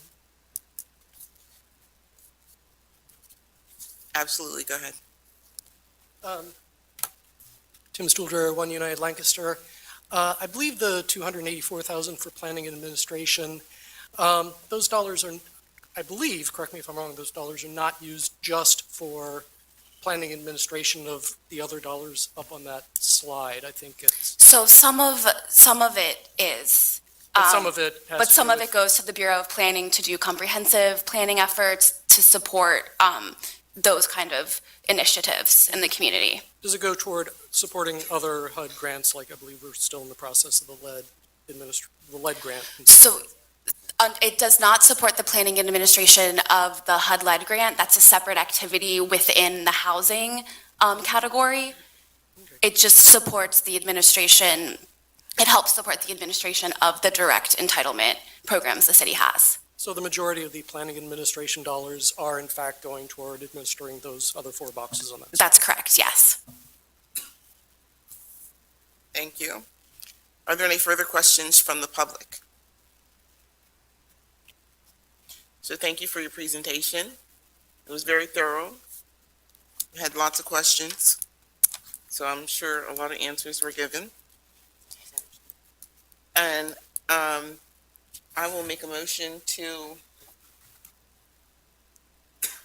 I want to make a motion to move Resolution 27, approving the Community Development Block Grant Action Plan to full council on the 11th.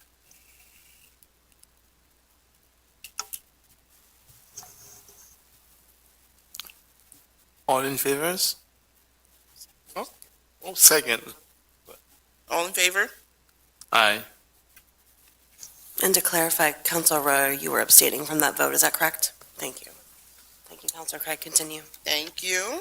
The next item on our agenda this evening is Administration Resolution Number 28, authorizing a cooperation agreement with the YWCA Lancaster for grant funding.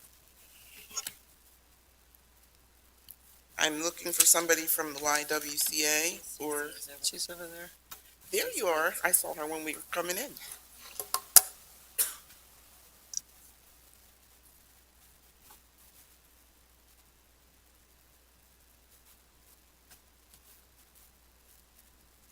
Good evening.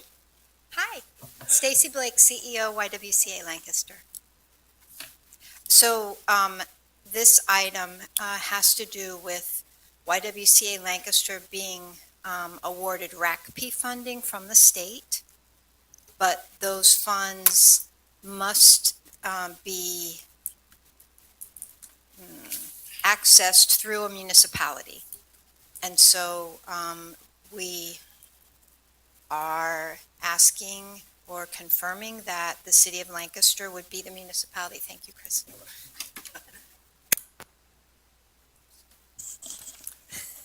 Good evening. Sorry, we didn't get our choreography right. My apologies. This item actually has been led by our Community Fund Development Manager, Tina Campbell. Happy just to give a quick gist of this resolution. The cooperation agreement, there's a resolution before council for the cooperation agreement, and that cooperation agreement is necessary to establish the city as the administrative partner with the Y, and that ultimately allows the Y to receive the state redevelopment assistance grant from the state. And I'm sure Ms. Blake, if there are other questions about the Y Forward project, I can answer some of those specifics. Director Delph, I do have one question. So it's a grant that the YWCA has to apply for in conjunction with the city, or we apply for the grant? The RCAP program, the redevelopment capital assistance program, is a little bit unusual. The application is directly to the state in the sense that the state is making a decision about that application, but there must be an administrative partner with the city. And the city has compliance and monitoring requirements related to the grant as it unfolds. So the city, we have supported this project in many other ways, and so we definitely support the project, but the decision by the state has been a state decision on this RCAP grant. Great. I don't have any further questions. Are there any questions from the committee? Any questions from council? Councilor Craig, if I may, does the city collect an administrative fee when overseeing this program? I can add to this. Yes, and in this example, YWCA engaged a firm to assist with the application and that will lead on all of the reporting for the YWCA RACP awards. So some of the awards were made prior to the city having a system in place. So that part of the award will not have an administrative fee, although we are discussing an administrative fee on the second part, because now the city has its own system and its own person. And we have a 2% administration fee for grants up to $999,000 and 1% for grants of $1 million or more. There are a number of considerations that the sub-grantees have to abide by in terms of the RACP, including prevailing wage and some other environmental certifications. And then the city has a number of requirements in terms of the budget, serving as the contact for the Office of Budget. And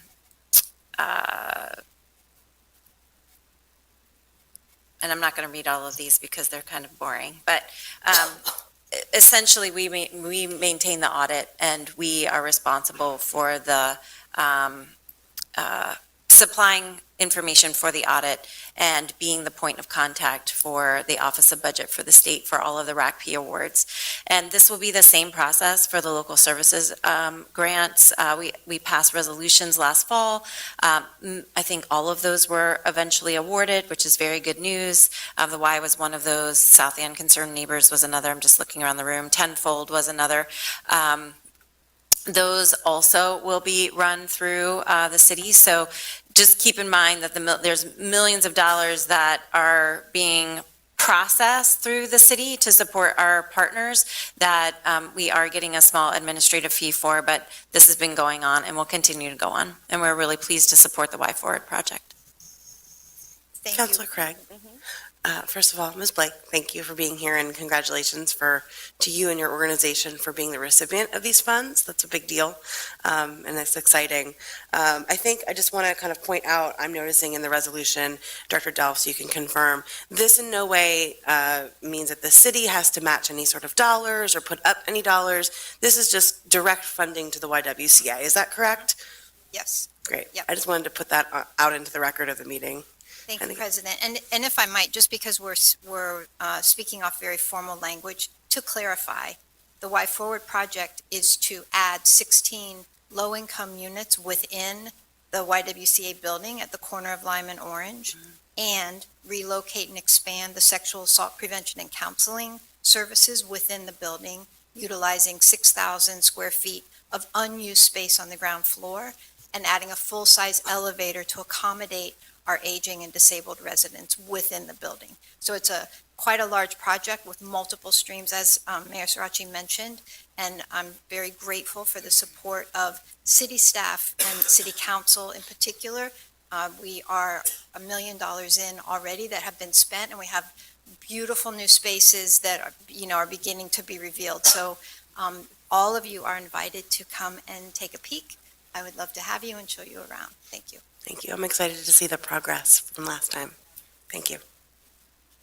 Are there any further questions from council? Are there any questions from the public? Hearing none, I'll make a motion to move resolution number 28 to full council on the 11th. Second. All those in favor? Aye. Thank you. The next item on our agenda is resolution number 29, authorizing a cooperation agreement with College Avenue Property Holdings LLC for grant funding. Thank you, Mr. Delph. Hello again. Hi. This is for the same type of grant for a different project. Again, the resolution is for the cooperation agreement to establish this administrative partnership so that we can cover all of the duties and responsibilities that Mayor Sirachi explained. The grant is to support the redevelopment of the hospital building and campus. This is a project that we've talked a lot about here at City Council. Very excited about the potential for the additional residential units at that particular location and for putting what is a defunct hospital full city block back into productive use for that neighborhood and for the city as a whole. Mr. Dominic Wicker is here if there are further questions about the project or about the grant. Thank you. I don't have any questions right now. Are there any questions from the committee? Any questions from council? If I may, Counselor. When is this project starting?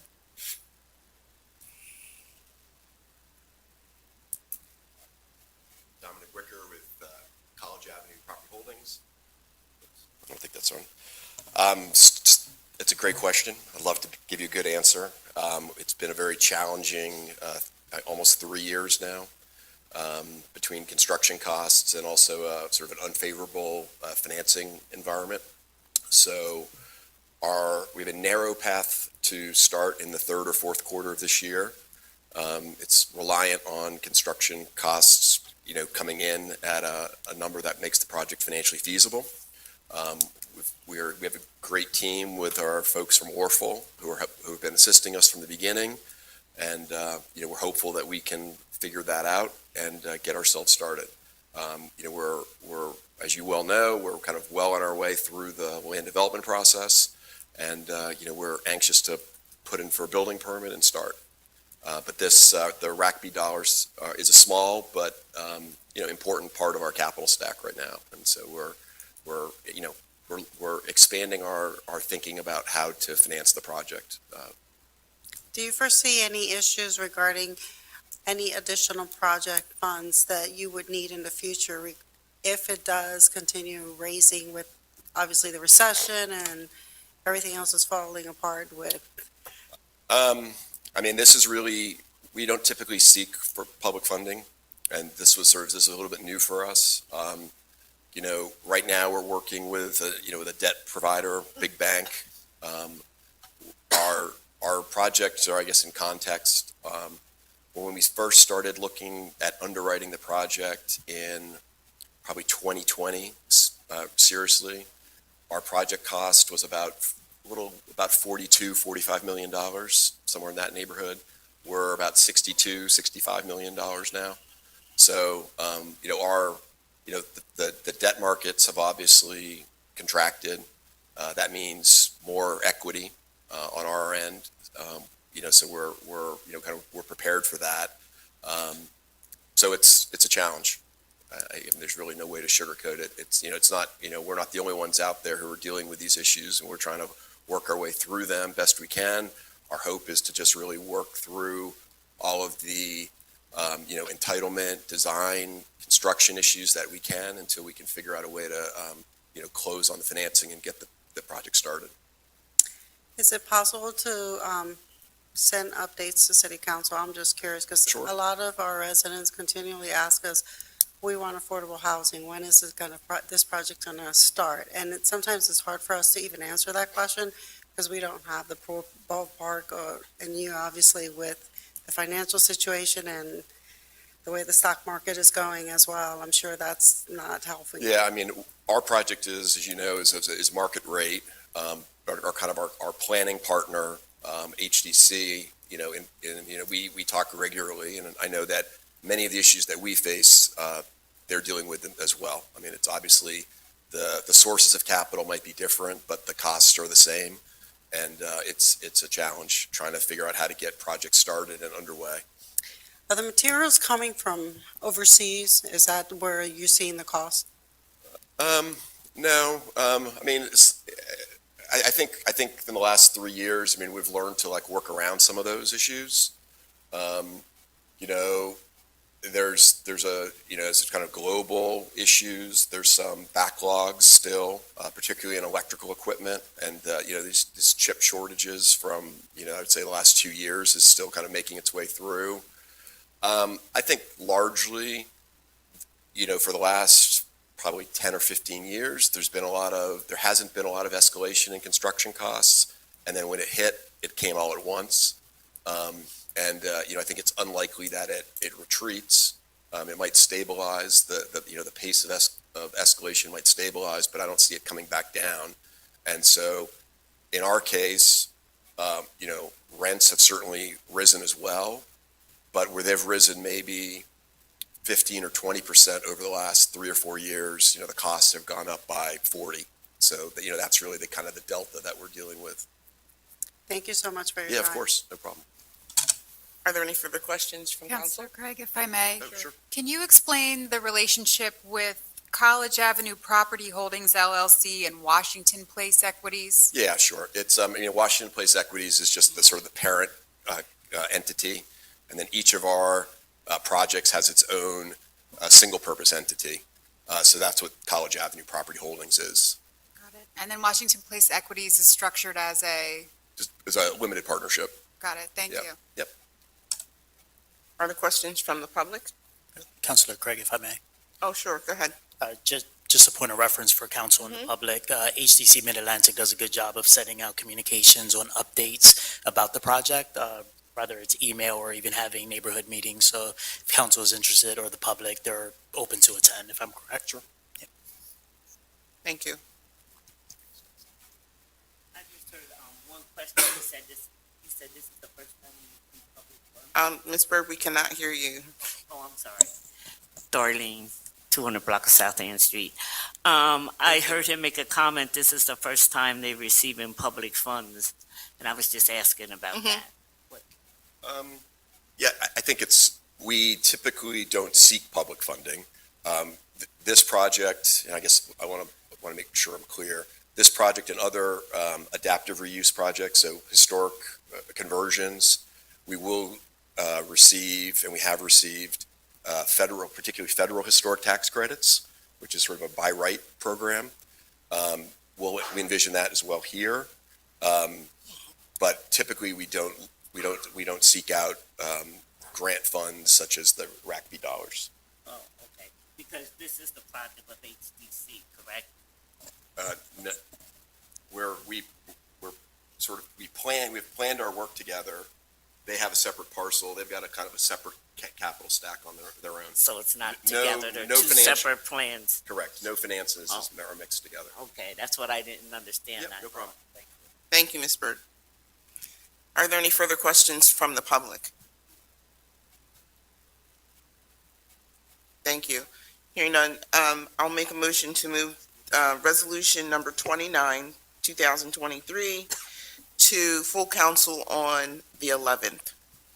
Second. All those in favor? Aye. Thank you so much. The last item on our agenda this evening is Administration Resolution Number 30, appropriating and approving uses for ARPA funds for the creation of homeless shelter facilities and provision of homeless services.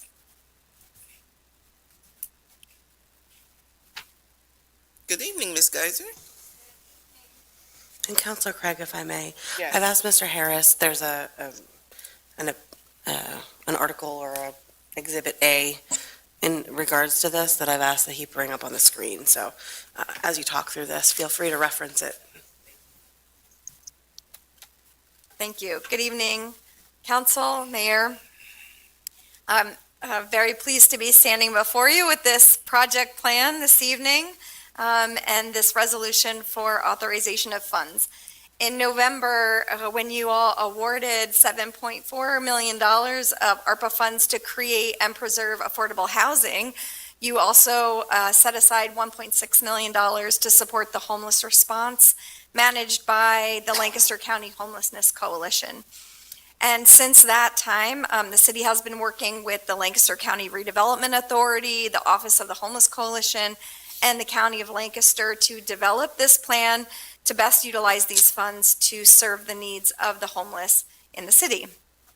The resolution before you and the attached plan represents significant collaboration between the city and the county and outline tactical and tangible objectives to respond to the needs of the homeless. And we're excited to bring a plan that increases shelter beds and increases supportive services, space for supportive services for the homeless community.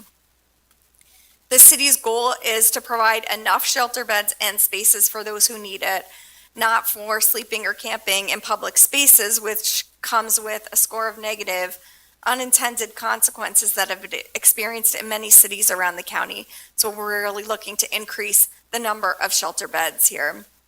And to this end, the project plan for the $1.6 million will accomplish three main objectives. First, establish new emergency low barrier shelter or shelters with a minimum of 40 additional shelter beds. And you can scroll down, I think these goals are, there it is, yes, there it is, the joint project objectives. And that is by August 2023. So that's really the shortest term goal, by next winter to have 40 additional shelter beds. And then finally, ensuring 80 total emergency low barrier shelter beds in the city by August 2024, so the following year, and maintain 80 low barrier shelter beds over time. So that's on the emergency shelter bed side. And then an additional objective is to establish a permanent center for providing homeless housing and services with a minimum of 60 beds by April of 2024. And these beds may be a combination of either emergency shelter or transitional housing through the county. So we are bringing the resolution to authorize the use of $1.6 million in ARPA funding, and this funding is split up into two $800,000 chunks. So the first $800,000 we are recommending to provide for additional low barrier shelter facilities within the city starting August 2023. And then the other half, $800,000, to develop the permanent center for homelessness services, shelter, and housing with a minimum occupancy of 60 persons experiencing homelessness, plus a hub for community homeless services. We're pleased to say that the Lancaster County Redevelopment Authority approved this plan at their last board meeting. And we welcome the opportunity to move forward with this investment in the work of the Homeless Coalition, which will certainly support our homeless community in a significant way. And this is really a great step forward for the services to be able to provide it in our community. So I'm glad to take questions about the plan or the resolution. Thank you.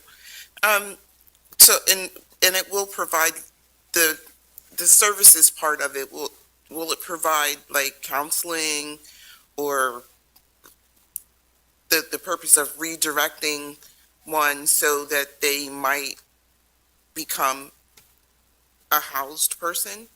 Yes, so one of the main services that the county is looking to provide there is case management services for the people in the shelter. Thank you. Are there questions from the committee?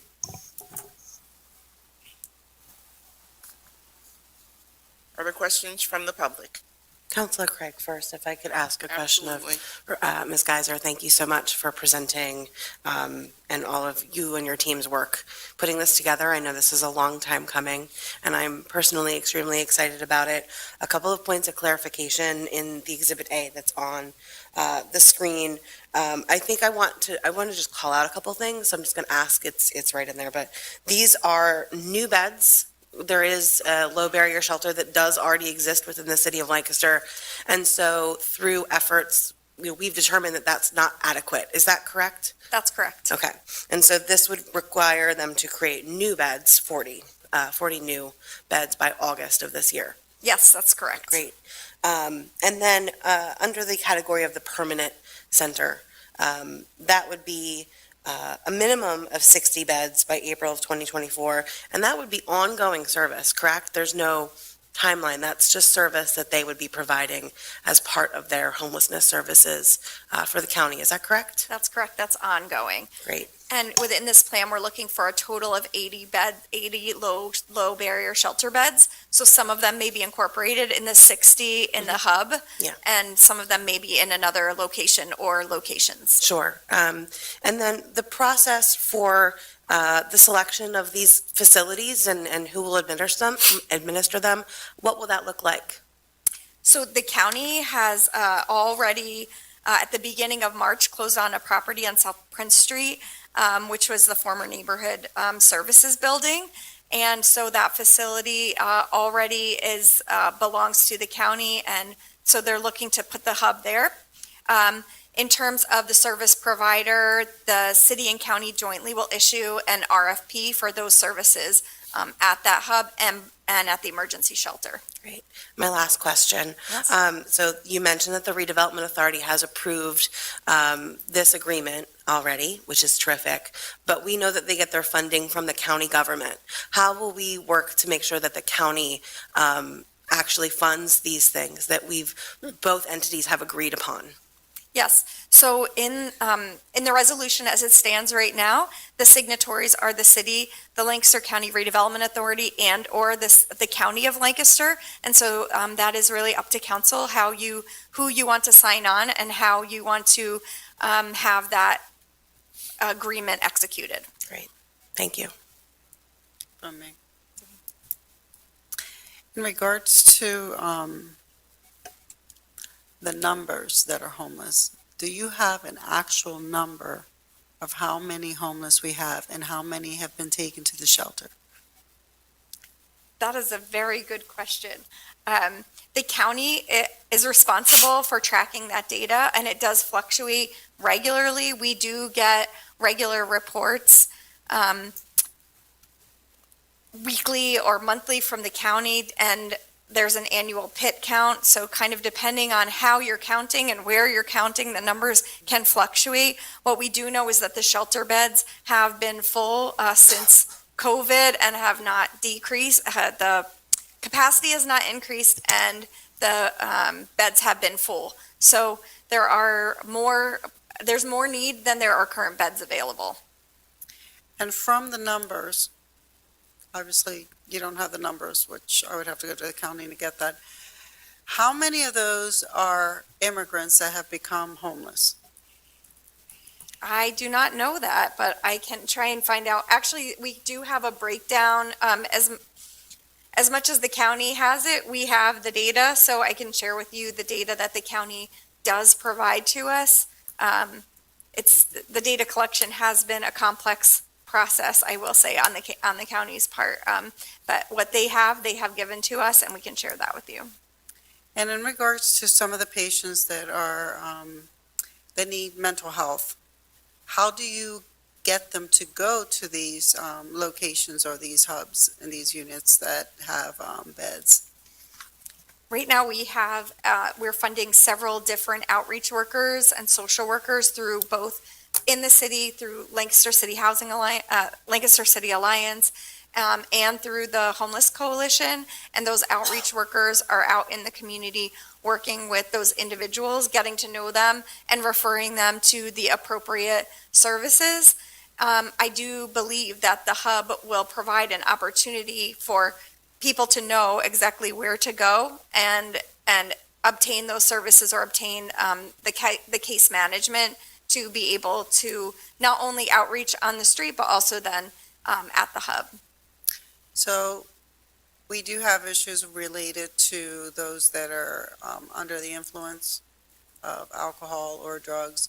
So I'm just trying to see in my mind, and maybe you can kind of enlighten me, how you are helping them. And because they can be combative, obviously. So I'm just trying to figure out, how do you get them to these shelters? How do you go through, obviously they go through the social worker, but sometimes even going through the social worker doesn't work, because I've seen it. So I'm just curious to know, do they stay in the street? Do they take the opportunity to go to a shelter? It's very mixed. Some do take the opportunity to go to a shelter, and some do not. During the winter shelter and the Code Blue, many individuals who are on the street did go to the Code Blue shelters, beds that were open, and some did not, even on the coldest of nights. And so our outreach services are extensive, and we do know the individuals that are there, and also individuals have a choice of whether they want to take advantage of those services. And so the skilled professionals are there, hopefully helping to motivate them and to connect them with services. And also sometimes they may have a choice not to take advantage of those services. And I'll just add a PS to that, Councilor Diaz, is that we do continue to work with Blueprints, the royal we. So whether that's our police officers, the outreach workers, to just be in contact with folks that are on the street, such that when they are ready, that they are getting a referral to a drug and alcohol treatment to receive services in that way. So it's both mental health and drug and alcohol. So the mental health and addiction can be happening at the same time, or they can be separate things, but we are working to address that. And I think that's where one of the challenges that we've had as a community, and why we're investing in our police social worker and our housing social workers, is if you do not meet the HUD definition of homeless, you do not have access to the services that are being provided by the Homeless Coalition. But there are many people that are on our street that may not meet the technical definition of homeless, but are in need of other kinds of services. And so that's why the city has been trying to wrap around what the HUD outreach workers are doing and communicating, and building other relationships so that we can support individuals accessing these other services. So it's a layered approach versus just, do you meet the HUD definition? Yes or no. We'll come back to you if you do. There are a lot of limitations with those federal dollars. So when you run into situations where they do become combative, so you would basically contact the authorities, and they would be taken to the county jail? I don't know of any circumstance that happens. The outreach workers are skilled at de-escalation and skilled at working with the individuals. So that is not what's happening on the street. No. Thank you. Yes. Councilor Craig, if I may. Just a few questions as it relates to the financial commitment. What is the total financial commitment from the county that we're seeking? We're putting in 1.6. What are we anticipating their financial match will be in this agreement? That's a very good question. Through many iterations of the project plan, we started with a dollar amount, but the planning of the budget to achieve these objectives will take more time than just getting the project plan together. And so as an alternative route, we have tried to collectively define the overall outcomes that we want to see from the project and are looking for the county and the redevelopment authority to commit to achieving the objectives and raising the dollars that are needed and committing the dollars that are needed to achieve the additional shelter beds and achieve the homeless shelter hub. What happens if you don't get their commitment? Does this still move forward? That is a good question also. The Lancaster County Redevelopment Authority has agreed to execute on the plan. And now if the county, it will be up to council really how you want to execute when you take a vote on this, how you want to move forward in terms of the county commitment and how they sign on to this either through the redevelopment authority or through the county as a government entity on their own. You may also require them to sign. So that will be a conversation for you all to have and how you want to see them commit to the plan. Counselor Walsh, if I could just put in my 2 cents on both of those things.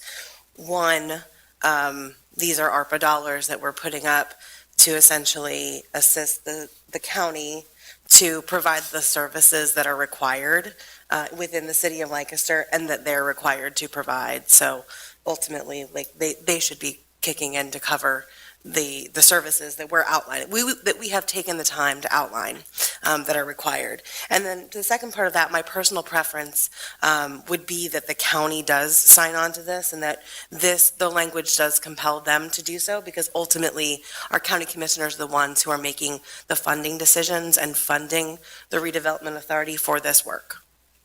And as we've heard time and time again from our county commissioners, they seem to have a budget surplus every single year, but no dollars to take care of any of this.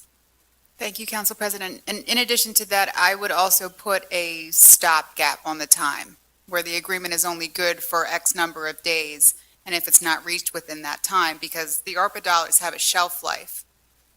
And my concern is that if we wait for agreement and it doesn't come with any sense of urgency, then the city is missing out on being able to fund its programs that are in existence. So I would, like you, also like to see some conditions met on this agreement. Thank you. Thank you. Are there any further questions from or comments from council? Can I make a quick comment? Comment, please. I really want to thank you because I know that this is a very hard subject. And I'm sure that you went through a roller coaster of emotions because I do understand the homeless community. I've been homeless myself, and it's not easy. So I really appreciate it.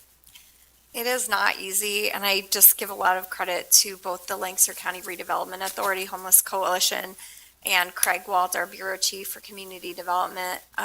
It has and the mayor's office, we've been working really as a team to try and find ways forward and paths forward to serve this community. And I appreciate your acknowledgement. It's not easy, and yet we as a community stand strong to provide these services. And I know we've been at this for quite a long time, longer than I've been with the city. So I appreciate your support as well. Thank you, Ms. Geiser. If you could hold on for 1 second.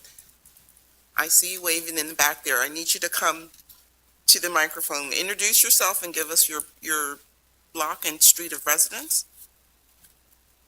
My name's Dave Costarella, and what was the other part? Where you live. Oh, Lancaster, First Street.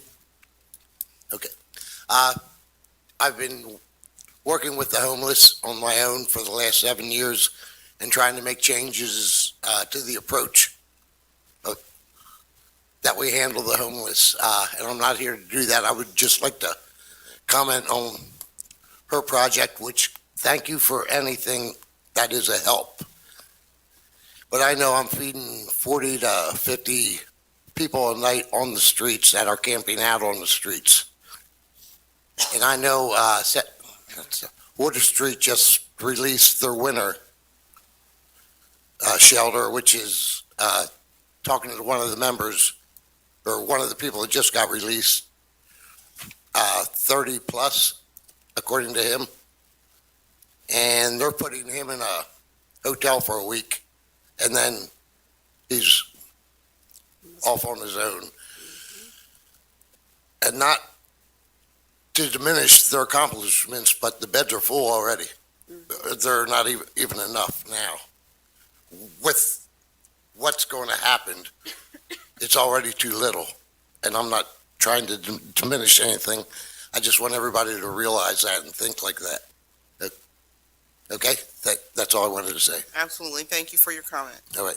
And Councilor Craig, if I could also highlight something in Exhibit A, it also mentions, you mentioned Water Street, and I think that's a piece of this conversation that we haven't had yet. These beds would also be, the total number that we've outlined here does not take into account any beds at Water Street. These are simply low barrier shelter beds that we're looking for, so they would be in addition.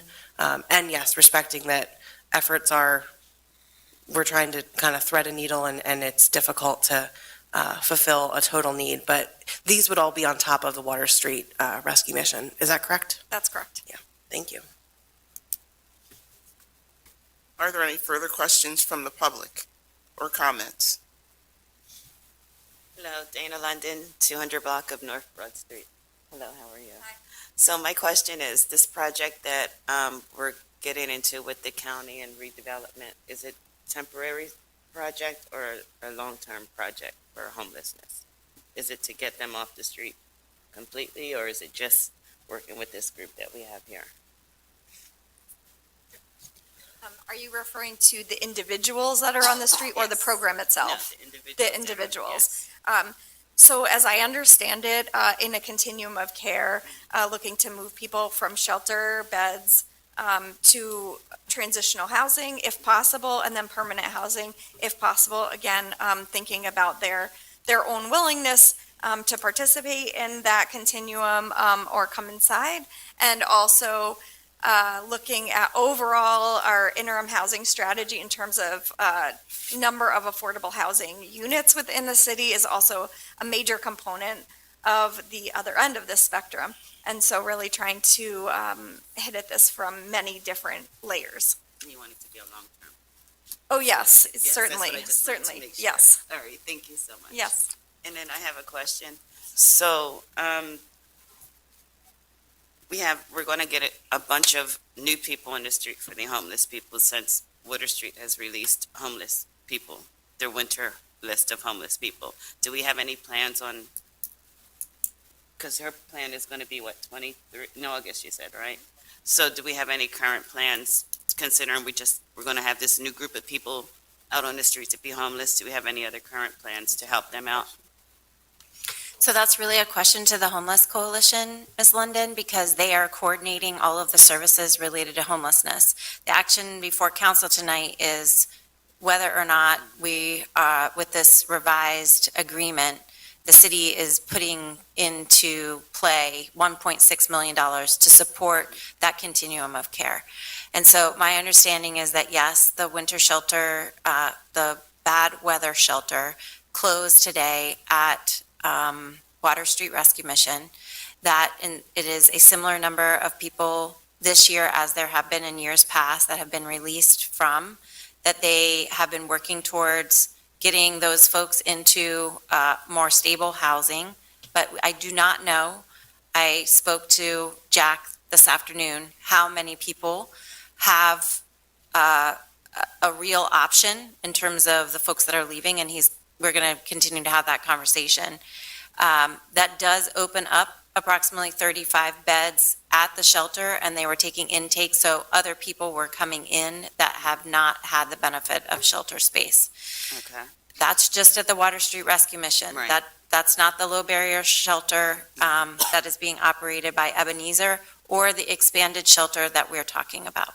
But that is that continuum of care that is run by the Homeless Coalition. That's part of the Lancaster County Redevelopment Authority, which is part of Lancaster County government. Okay, thank you. Just curious.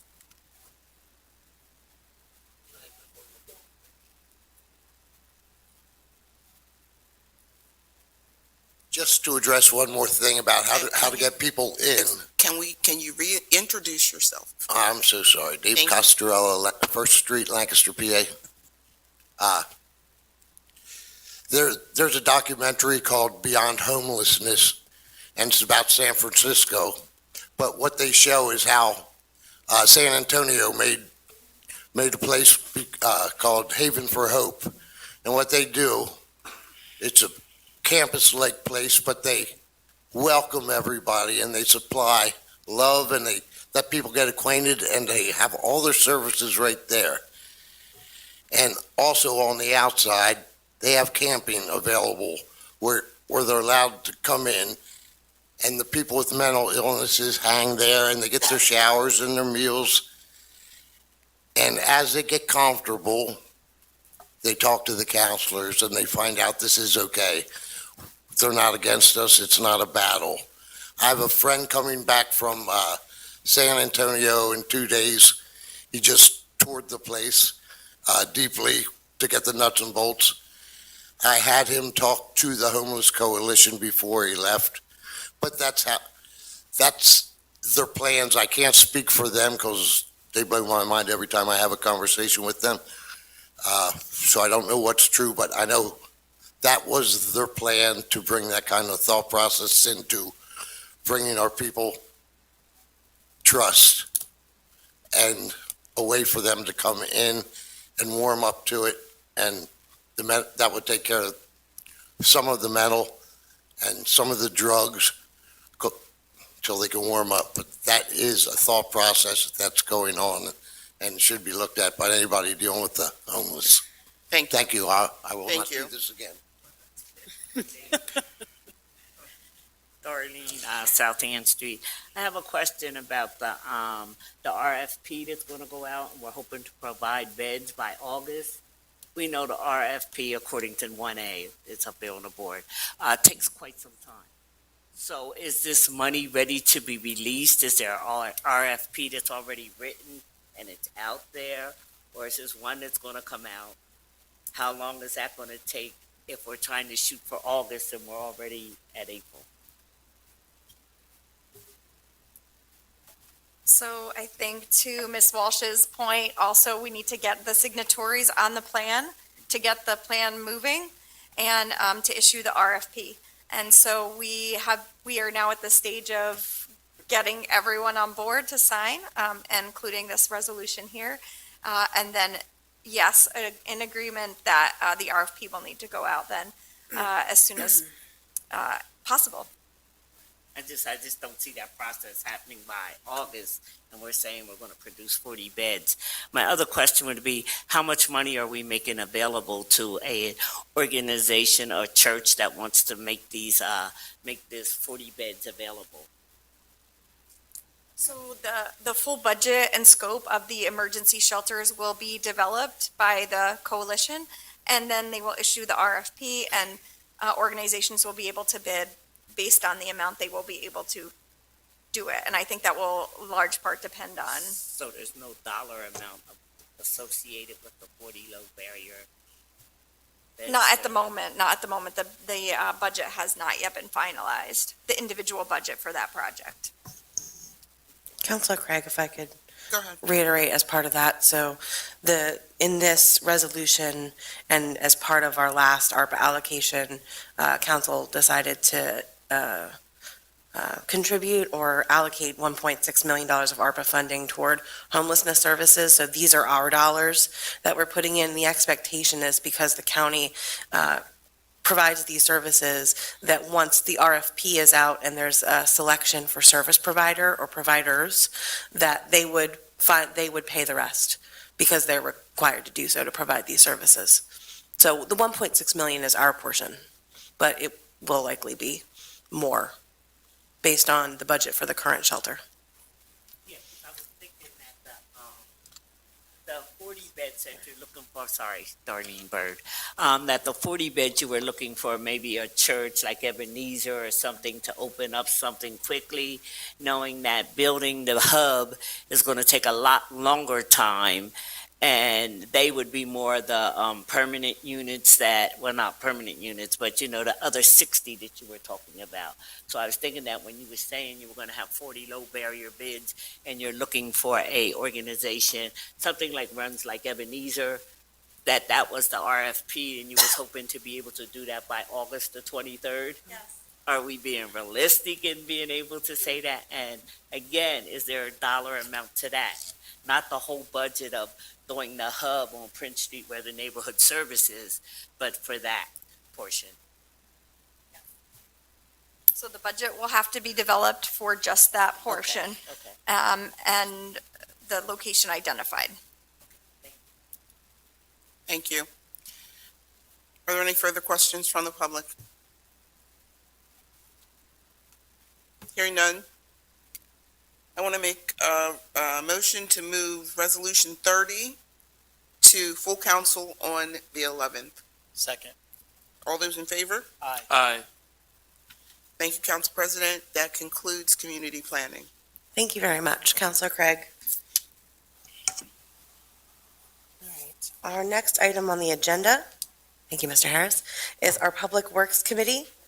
Councilor Walsh. Thank you, Council President. This presentation is actually going to be postponed and then combined with a green infrastructure design guide, and that will take place at the May or June meeting. Thank you very much. Thank you. We then move to Economic Development Committee. Councilor Arroyo. Thank you, Council President. We have one administration bill, number 6, 2023, No American Rescue Plan Act updates, as this bill will actually serve as that update, which is allocating American Rescue Plan Act funds for community facilities projects. Prior to reading the recommendation of the committee for awards, I'd like to give a brief recap of the process that got us to this point. A public request for proposals was issued on November 28th, 2022. This RFP was intended to seek creative, sustainable ideas for projects that enhance equitable outcomes and achieve the following desired outcomes, such as support public programs with a demonstrated history of success and impact, improve services to city residents, improve quality of life and health for city residents, improve economic opportunity for city residents. Sealed proposals were then opened on January 24th, 2023, and we received 21 proposals that were received for approximately $40 million in funding for the projects that totaled over $75 million. Proposals were evaluated by the quality of responses in the following areas: project impact, project plan, cooperation, collaboration, and leverage, organizational capacity, and budget. A committee made up of myself, Council President Bakay, Mayor Sirachi, and city staff, including Cindy McCormick and Bryn McGowan, reviewed all of the proposals and determined the following recommendation to council. This bill would read that the committee would like to bring the following recommendations to council to fund the following proposals. Boys and Girls Club of Lancaster in the amount of $600,000 for renovations to existing facility. Church World Service, Inc. in the amount of $250,000 for renovating and expanding an existing facility, a welcome center for refugees. Community Action Partnership of Lancaster County in the amount of $400,000 for renovations to an existing facility. Lancaster Public Library in the amount of $500,000 for filling the gap in funding for new library construction. Lancaster Recreation Commission in the amount of $750,000 for renovation of Price Elementary School into a community center. Saca Development Corporation, Centro Hispano, in the amount of $500,000 for renovating Hispanic Community Center to provide human services. Saca Development Corporation, Tech Centro, in the amount of $500,000 for renovating unused space in an existing facility to provide vocational technical training. South End Concerned Neighbors in the amount of $250,000 for building a community hub in the Southeast 7th Ward. Brightside Opportunities Corporation in the amount of $500,000 for renovations to an existing facility. Welsh Mountain Health Centers, also known as Union Community Care, in the amount of $500,000 for filling the gap in funding to renovate and expand existing location and purchase equipment to create a dental clinic. And Univision Childcare in the amount of $250,000 for leasing and renovating space to expand a Spanish immersion center for early education, all totaling $5 million invested in community facilities projects in the city of Lancaster. With that read, I will take questions or comments from the committee or full council. Councilor Royo, if I may. For the members of council who are not on the committee, would we have access to some of these RFPs to see the plans or any of that nature? That is a good question. I'm not sure if full council has access to all of the RFPs, but Councilor Arroyo? that's And the last, being on the other side last time and not having served on the committee, I believe council was provided a list of applicants, but not the full RFPs. yes. So I would ask the administration if they would be able to provide the full list of applicants to council as well this time. Just, it was the same as last time. Yeah, thank you, Council President. And just one last question. In regards to the public library, that $500,000 that was awarded for filling a gap in funding for the new library construction, is that a new gap or is that already, was that deficit already there? Part of that gap was due to rising construction costs as they were completing the project. Thank you. Any other questions from full council?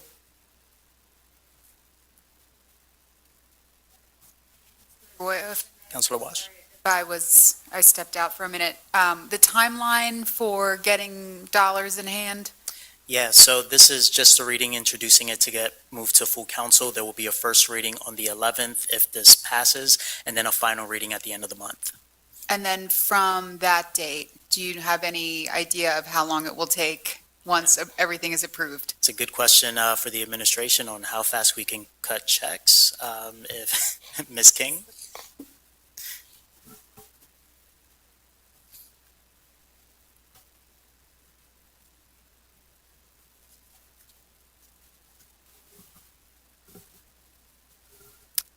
Good evening, council. Sorry. It's really about how fast we can negotiate contracts with each grantee about how the money, when the money is paid out, meeting different conditions per ARPA, and it's really varies grantee by grantee. With the original ARPA allocations for the housing projects, what is the average timeline for getting checks in hand there? So we Those can are still anticipate? underway. Okay. Yeah. So a similar timeline, you think, Yeah. for these, and there's And I think multiple? we're learning in this first process and kind of working out the kinks. We're not in the business of actually granting funding at this amount. So in a lot of ways, it's doing this for the first time, making sure we're doing it well, making sure we have legal counsel appropriately, making sure we're being compliant with ARPA, which is a pretty complicated process. And do you still have that consulting group under contract for Yeah. administering? So they're help leading this to be Yeah. the liaison? Yep. Got it. Thank you. You bet. Any other questions? Ms. Diaz? Sorry, Ms. King, is it possible to receive the names that may have applied that didn't qualify and why? Yes, Counselor Arroyo just asked for that, and I am preparing that right now to send to you. Okay, thank you. Any other questions from council? Any questions from the public?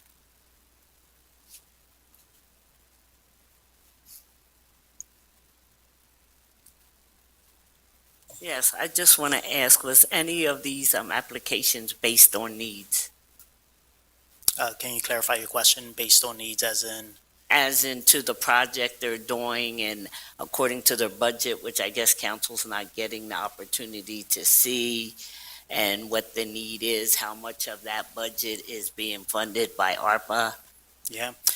So part of the qualifying criteria was around project impact, project plan, collaboration and leverage, organizational capacity, and budget.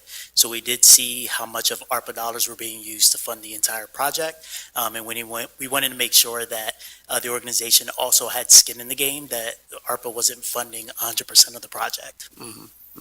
And my other question was about a little bit more detailed on the Lancaster Rec Center buying Price Elementary School.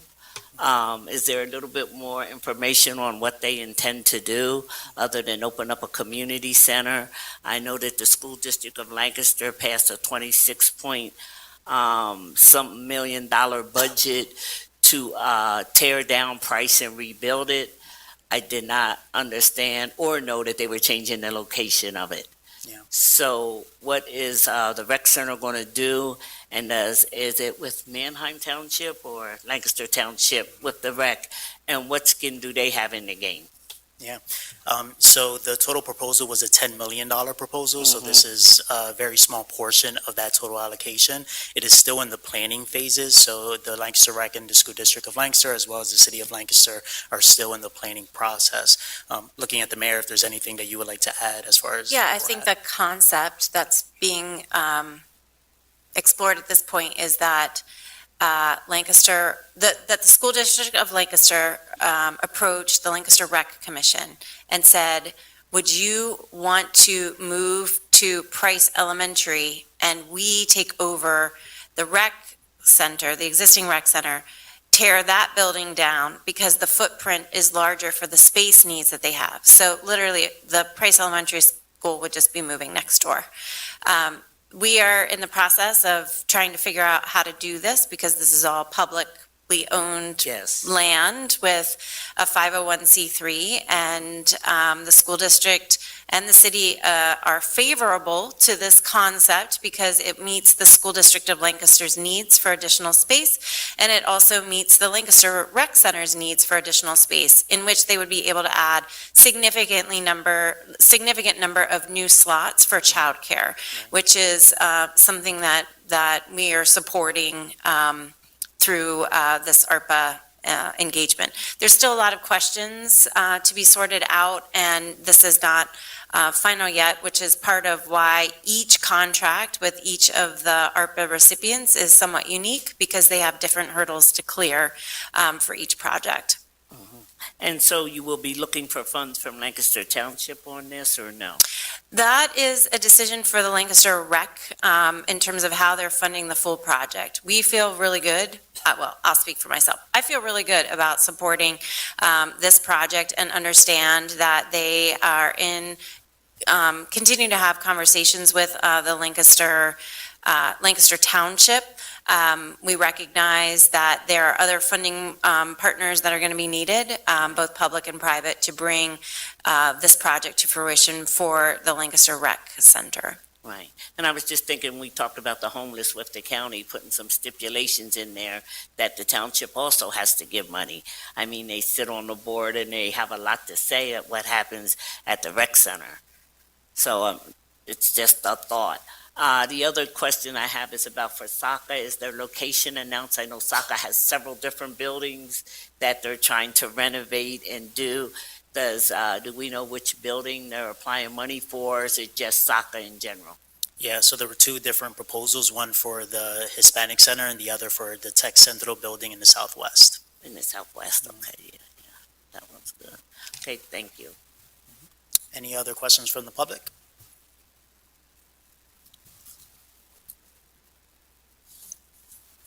Tim Stuhlder, One United Lancaster. First of all, would council have the option to break out projects individually based on this legislation, or would it be an entire up and down vote on all 9, I guess? So the bill that's being presented would be with the recommendations that I had read out, so in total. So it would be an up and down vote on all 9? Correct. Just to brief Lancaster Council on how the county commissioners have done this. When a community project for ARPA comes forward to the county commissioners, the entire, as far as I can tell, unredacted application is provided as part of the packet, which means it's accessible to the public and also accessible to council. And typically, they've taken projects individually, occasionally as a group, but even then, it's been broken down. That allows you to see the scope of the project. It allows you to see the amount of additional funding that's being put in, an account of the need, so on and so forth. It seems to me that that would be useful information for council to make a decision on projects like this. Thank you. Yeah, thank you. That's great feedback. I think throughout our entire process, we've been trying to be transparent with the rubric, understanding what qualifications we're looking for. Also, with the nature of it being a community facilities request for proposal, there's a central theme around these projects, rather than the projects going up to the county commissioners have all been individual in nature. So that's why we're grouping these together. And Councilor Arroyo, if I could also add that there's obviously a very large difference in process, and something that I know that this body took a lot of time to do is to develop this process in making these decisions. That was a result of a lot of community engagement around finding out what generally the community wished us to do with these funds. And I don't think that the county government engaged in such a process. And so we're using that as an opportunity to have chosen these sort of big buckets based on how much we would like to fund projects that were important to the community, and then taking them in those size chunks, if you will. Just saying that, and again, one more point about the county's process is they do have a project review committee, and it is initially vetted by the project review committee, and a recommendation goes to the commissioners. In general, the commissioners have been willing to follow the project review committee, but they see how the reasoning was arrived at. The resolution, there's very little information in the resolution. So council, as far as I'm concerned, is being asked to rely entirely on the judgment of the committee. Yeah, and just to continue to add to that, I don't believe the county commissioners are part of the review committee. As chair of the Economic Development Committee and council president, we were a part of the review committee of the proposals as well. That is correct. Yeah.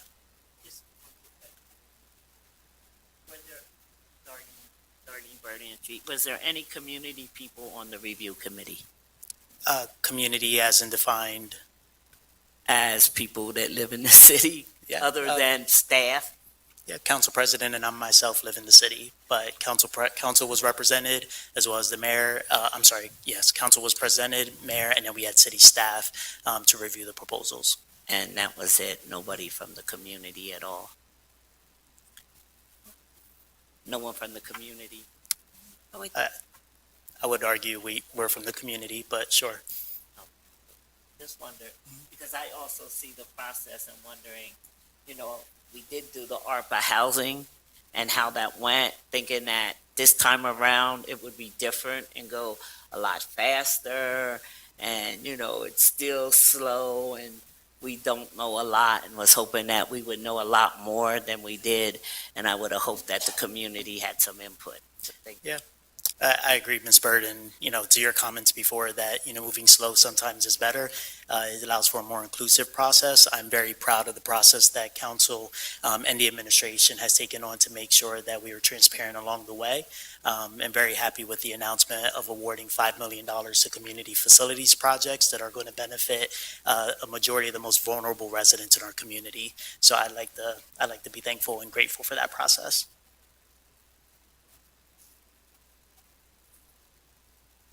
Any other questions or comments from the public? With that, I will move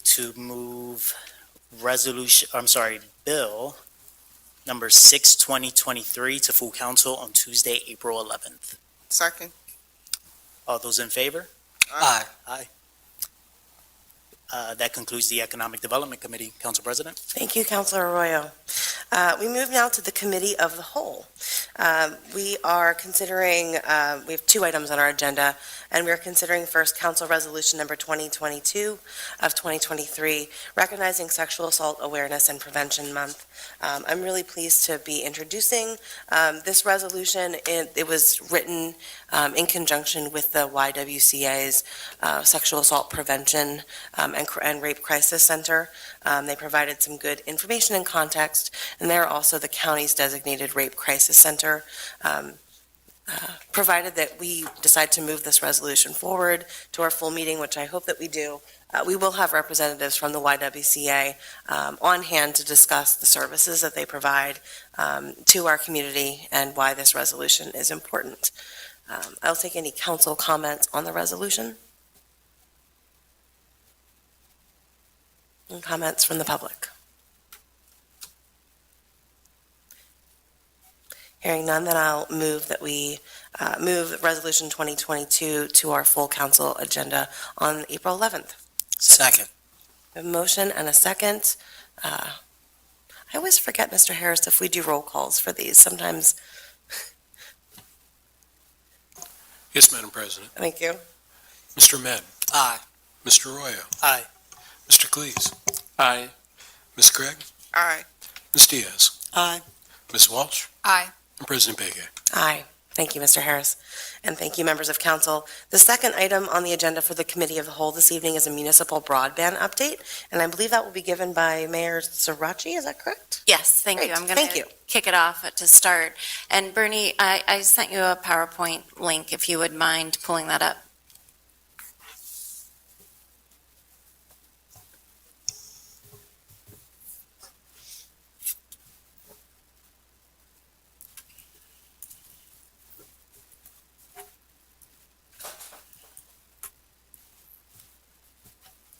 Great. So it's been a long journey to get to here, and I just want to thank council for going this until April.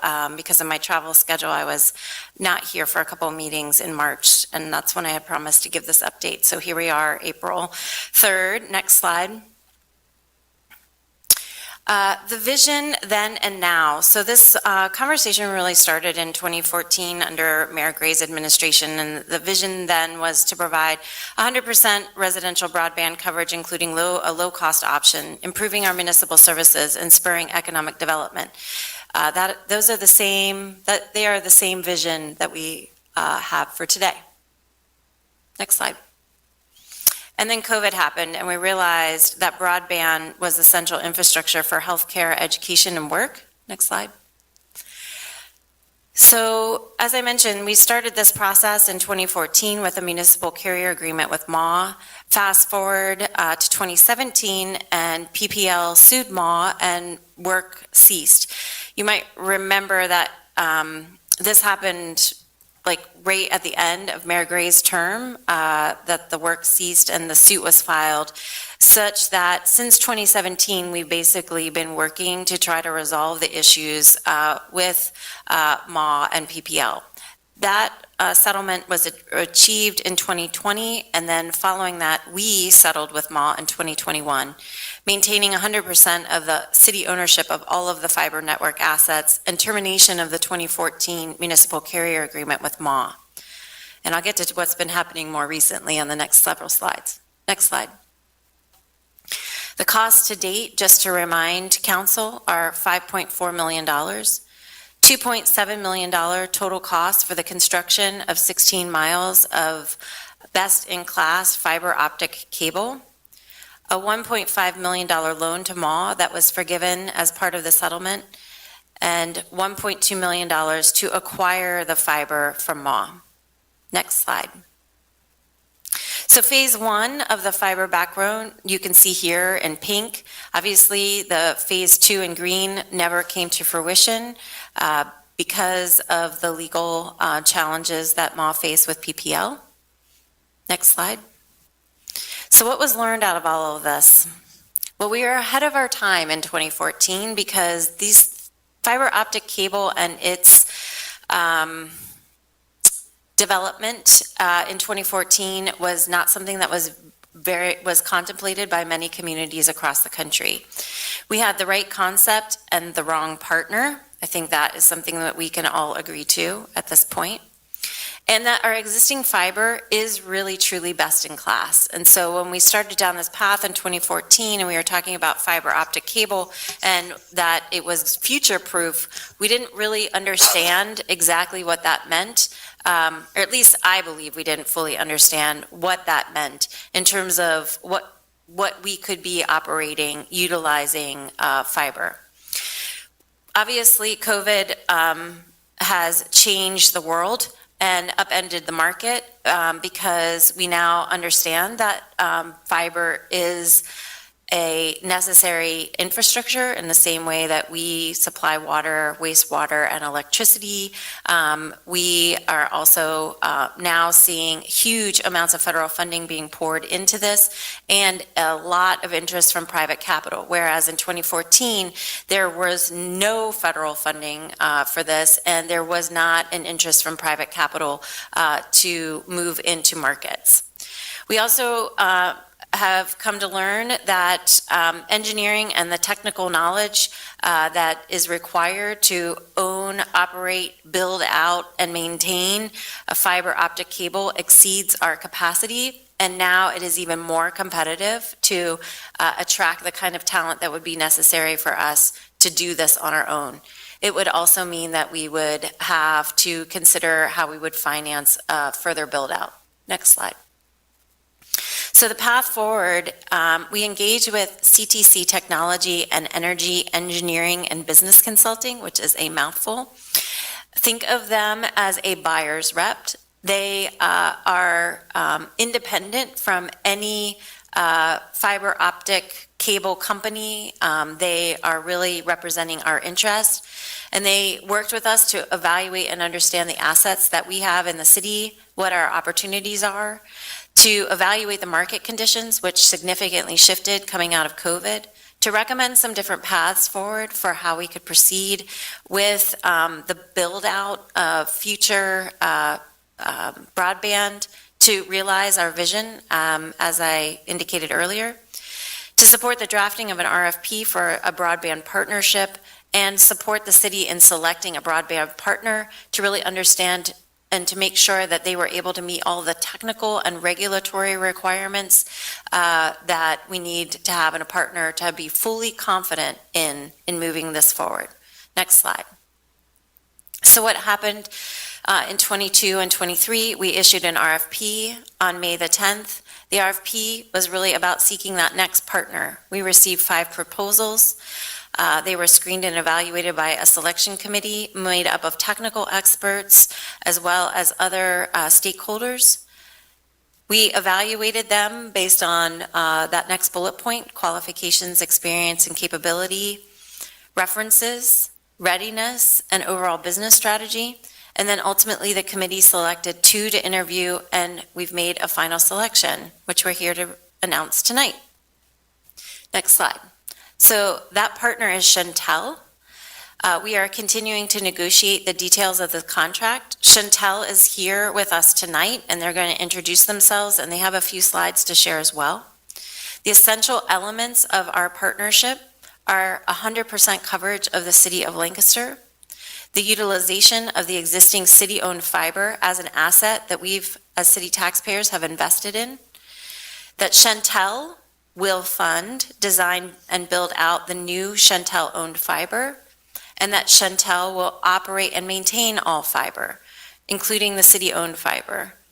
And then city access will be granted through a number of strands throughout the entire network to fund, or to provide for municipal use and future use for the duration of the agreement, such that we are able to achieve our vision of 100% coverage. And they will talk about some of the affordability options, including one that will be basically net zero for qualified households. The expansion of municipal use across the entire city. You will recall that we now have remote water meter reading, which can be advanced through this system, and to support the economic benefits that will come with having this kind of best-in-class coverage throughout the city for both our residents and businesses alike. And so with that, I would like to introduce the gentlemen that are here representing Shentel. You may have heard, please come to the podium. If Bernie wants to set you up with the next slide deck, do you have that, Bernie? Okay, we can plug you in, or, oh, just send it to you. So it's coming via email, Bernie. Before they introduce themselves, I just want to say that we really appreciate working with CTC as a buyer's representative. I can tell you that I feel a lot more confident about the process that we have gone through to identify Shentel.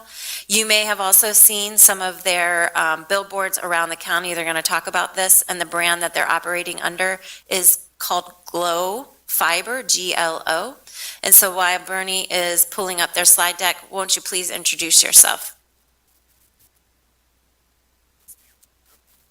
All right, there we go. Okay, yes, ma'am. Thank you, Mayor. Good evening, Council. Thank you all so much for the opportunity to be here. And thank you, Mayor, working with your team throughout this process, as you outlined, was a very thorough and very well thought out process that we were really excited to be part of. My name is Brian Bird, and I'm a Government and Community Affairs Specialist for Shentel. For the PowerPoint, would it be easier if I plugged in? Oh, all right. So as the mayor outlined, the actual company is Shentel, and get into some background about who we are in a minute, but the brand name that we're operating under in our fiber to the home product that we propose to bring to Lancaster City is called Glo Fiber.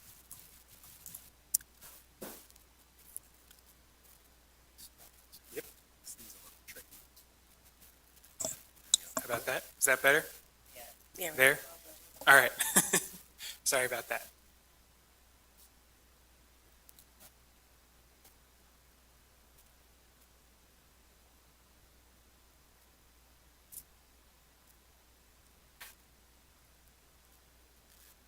So I know where it starts. I can go ahead and just start talking to the first slide, and you can use your imagination to fill it in until it's there. So Shentel is actually over a 120-year-old company. We started as a Farmers Mutual telephone company in Shenandoah County down in Virginia. Since that time, we've done a lot of growing, a lot of evolving as the landscape has changed. At this point, we're a leading regional mid-Atlantic provider of telecommunications services. Our primary focus is broadband. We're a publicly traded company on the NASDAQ under the ticker SHEN, S-H-E-N. And what that translates to practically is a lot of transparency. There's a lot of information that you can see about our company as a publicly traded company that's out there in terms of our financials and those kinds of things.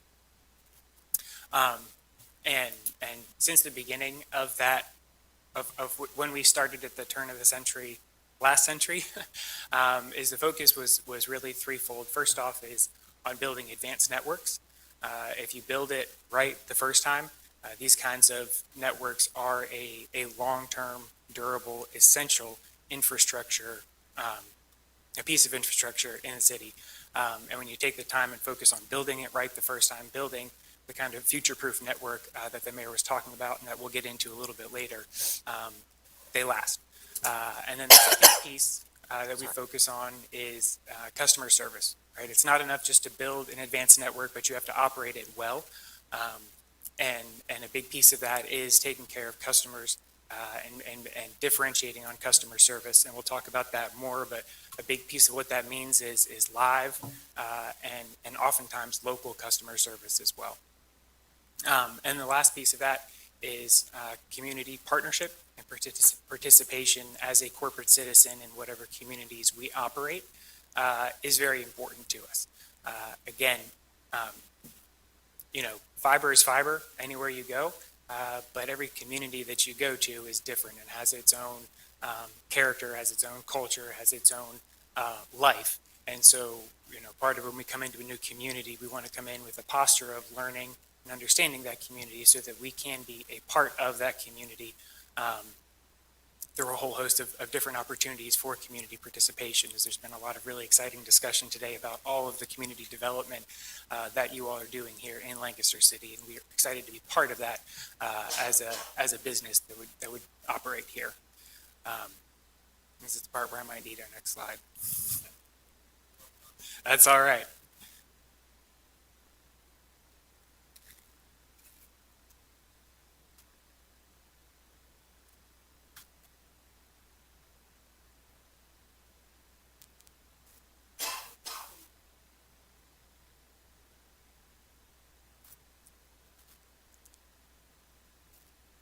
Didn't have any technical difficulties till the tech company got up to talk.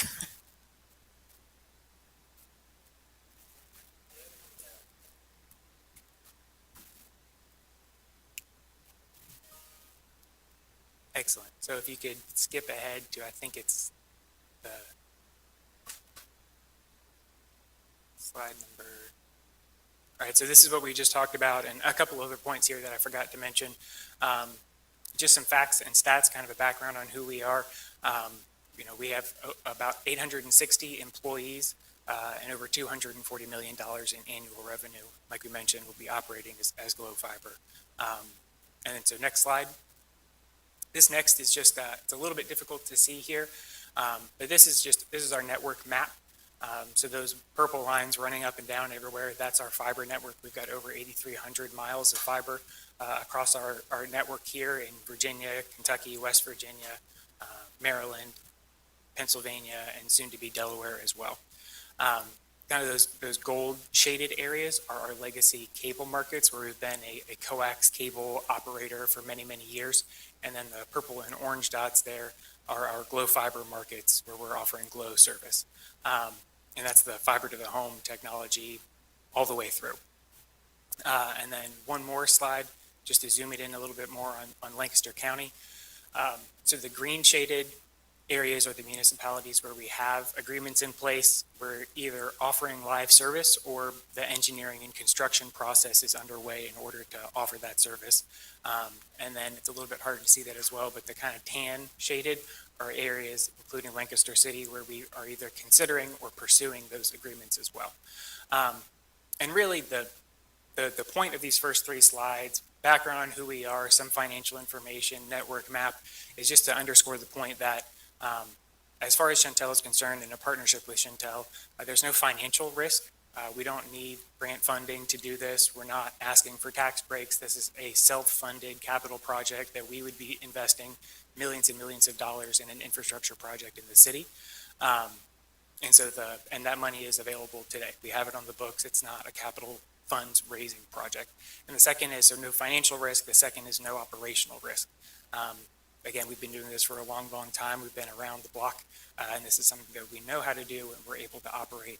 And locally, when it comes to PPL, for example, we've been working with PPL and had agreements with them since 2015. And I think we connected to over 1,100 PPL poles last year for over, I think it's 60-some miles of infrastructure with PPL specifically. So we have experience generally across our multi-state footprint. We also have experience specifically with PPL. So next slide. And so I want to talk a little bit about diversity at Shentel. Obviously, Lancaster City is a very diverse community, and there's a lot of that here, which is really exciting. And so I want to talk a little bit about that and how we kind of serve that and try to imbibe that as well. And so kind of have it broken down into three different categories. First is kind of the workforce diversity when it comes to hiring. And, we want to look like the communities that we serve.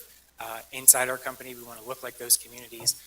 And so in order to do that, we have to hire intentionally and be cognizant of hiring from a diverse workforce. So kind of the base floor of that is being an equal opportunity employer and having a lot of processes and constant evaluation in place on our hiring practices to make sure that we are achieving those values and kind of measuring ourselves against that.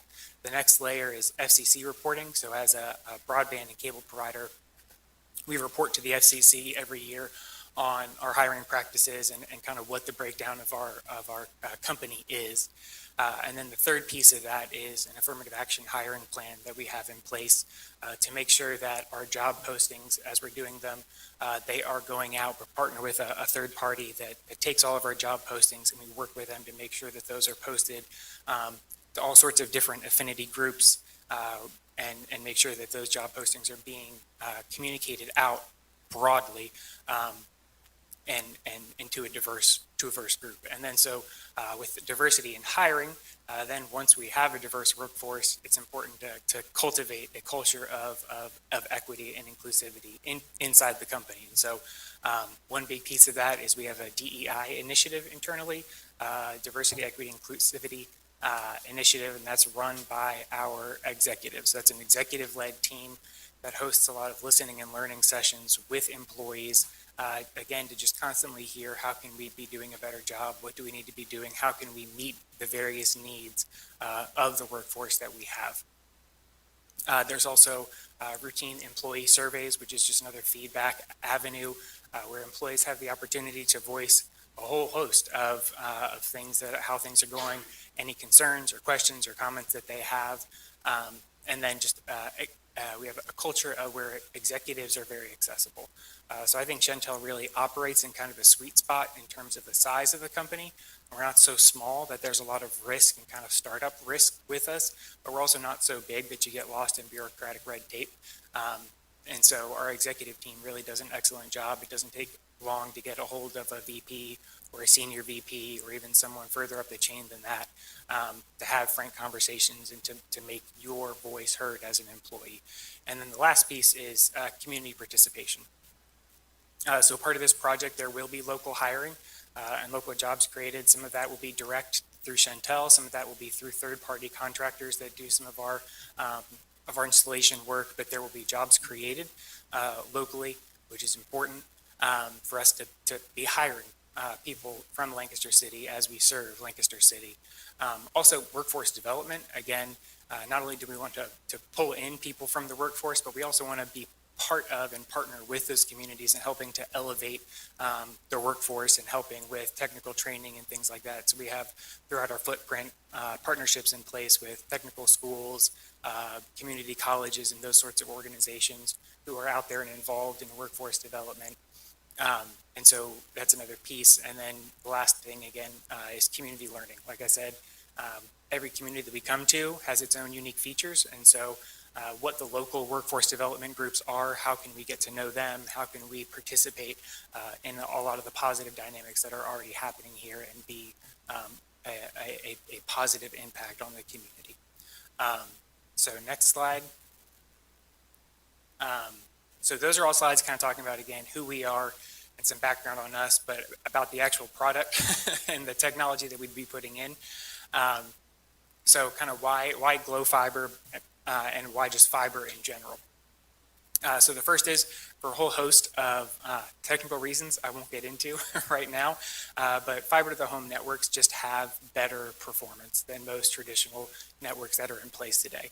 And that is speed and reliability. So the peak speeds that you're able to get on a fiber network are much higher than what you typically see on a coax network. And the amount of time you spend enjoying those peak speeds and not having disconnections or service congestion is also much better, just much better performance on a complete fiber to the home product.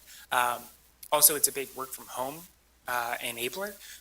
And one big piece of that is a key differentiator for fiber is that it offers what's called symmetrical speeds, so that the download speeds that you purchase are the same as the upload speeds that you get. So over traditional coax networks, you buy a gig service, you get a gig download, but your upload speed is often limited to a tiny fraction of that speed. But that's not the case with fiber. It has upload speeds, and that sounds really like technical, but what it translates to in work from home is, when you're doing your video calls, those video calls require upload bandwidth, and when you're limited on a coax network, or you're not so limited on a fiber network, those video calls are much higher quality. You're not getting dropped and cut from the call and getting all pixely and fuzzy nearly as much with fiber. Also, for people who work from home, who just have to upload large files, if you're in the creative business, or if you're a medical provider, learning from home, whatever that is, having that upload capacity and those speeds is tremendously helpful, enabling work from home, whether you have another employer and you're allowed to work from home, or whether you're self-employed or you want to start a business from your home. It's a differentiator on that front. And for that reason, and a whole host of other reasons, it is a big economic growth driver. So it kind of helps to unlock each individual, and through the connectivity that they're able to experience, helps unlock individuals' potential and increases their options. But also, as a company, the focus of this is residential coverage, but we do everything. So large commercial businesses, hospitals, universities, school systems, hotels, you name it. We offer those services well, a whole host of large enterprise commercial services, which will bring competition to your business community as well as your residential community. So you'll have broadband choice and be able to negotiate better prices because they have competition now. But it's also a differentiator for companies that want to open a location or maybe relocate to the area. Having a fiber to the home network is a consideration for that. Again, we've talked, it's called future-proof technology in the industry because it's very high capacity, and the upgrade path is very clear and a lot lower effort to upgrade as time goes on than, again, your traditional coax networks. And then another piece that's more Glo Fiber specific is transparent pricing. When we launched our fiber to the home service back in 2018, 2019, we worked really hard to take all of those hidden fees that pile up on the back end of your cable bill and just push those to the front so that there's not surprises on the back end. You're not getting 20% markup from your sticker price when you get your bill at the end of the month. And so, obviously there's some pieces back there, like we can't really do anything about taxes, but everything else, we've worked really hard to be as transparent as we can be on our pricing practices as well. Next slide. So I won't spend a whole lot of time here, but the thrust of all of this is the actual broadband internet service, but we do also offer television service as a cable provider, so it looks and feels a lot very similar to what cable services you may have today, as well as phone. Obviously, again, the focus is broadband, but there are still people who want those services, and so we have those and are available as well. And we are an ACP participating company, so qualifying residents for the federal Affordable Connectivity Program will be able to continue to get their $30 discount from us, just as they are from the existing providers today. Next slide. So I talked a little bit already about customer service and support, and so that's, again, something that's very important to us. The way that looks for us is, again, making sure that people don't have to work hard to get in touch with a live customer support representative who is a Shentel employee. It's not farmed out to third parties, that when you call, you don't get lost in a phone tree that hangs up on you without answering your questions. It connects you to a person who can hear you, who can listen to you, can ask you questions, who can talk with you about your issue and help resolve it. We also have translation services available for that. And again, there's kind of two components to that. One is having bilingual customer service reps. Typically, that's going to be someone who speaks English and Spanish.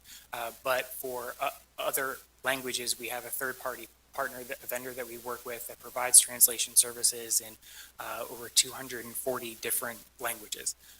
Understand that there's a large Swahili-speaking population in Lancaster City, and Swahili is one of those languages. So, we do want to make sure that we're able to serve anyone and everyone who wants to call in and take advantage of the service.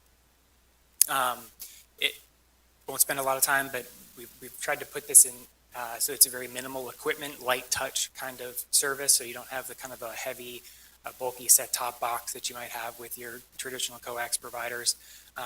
There's almost no equipment at all. Our TV service you can get on your smart TV through an app. And if you don't have a smart TV, we can give you a Fire Stick that you can access that through. So it's much just simpler, much more streamlined, smoother, and accessible.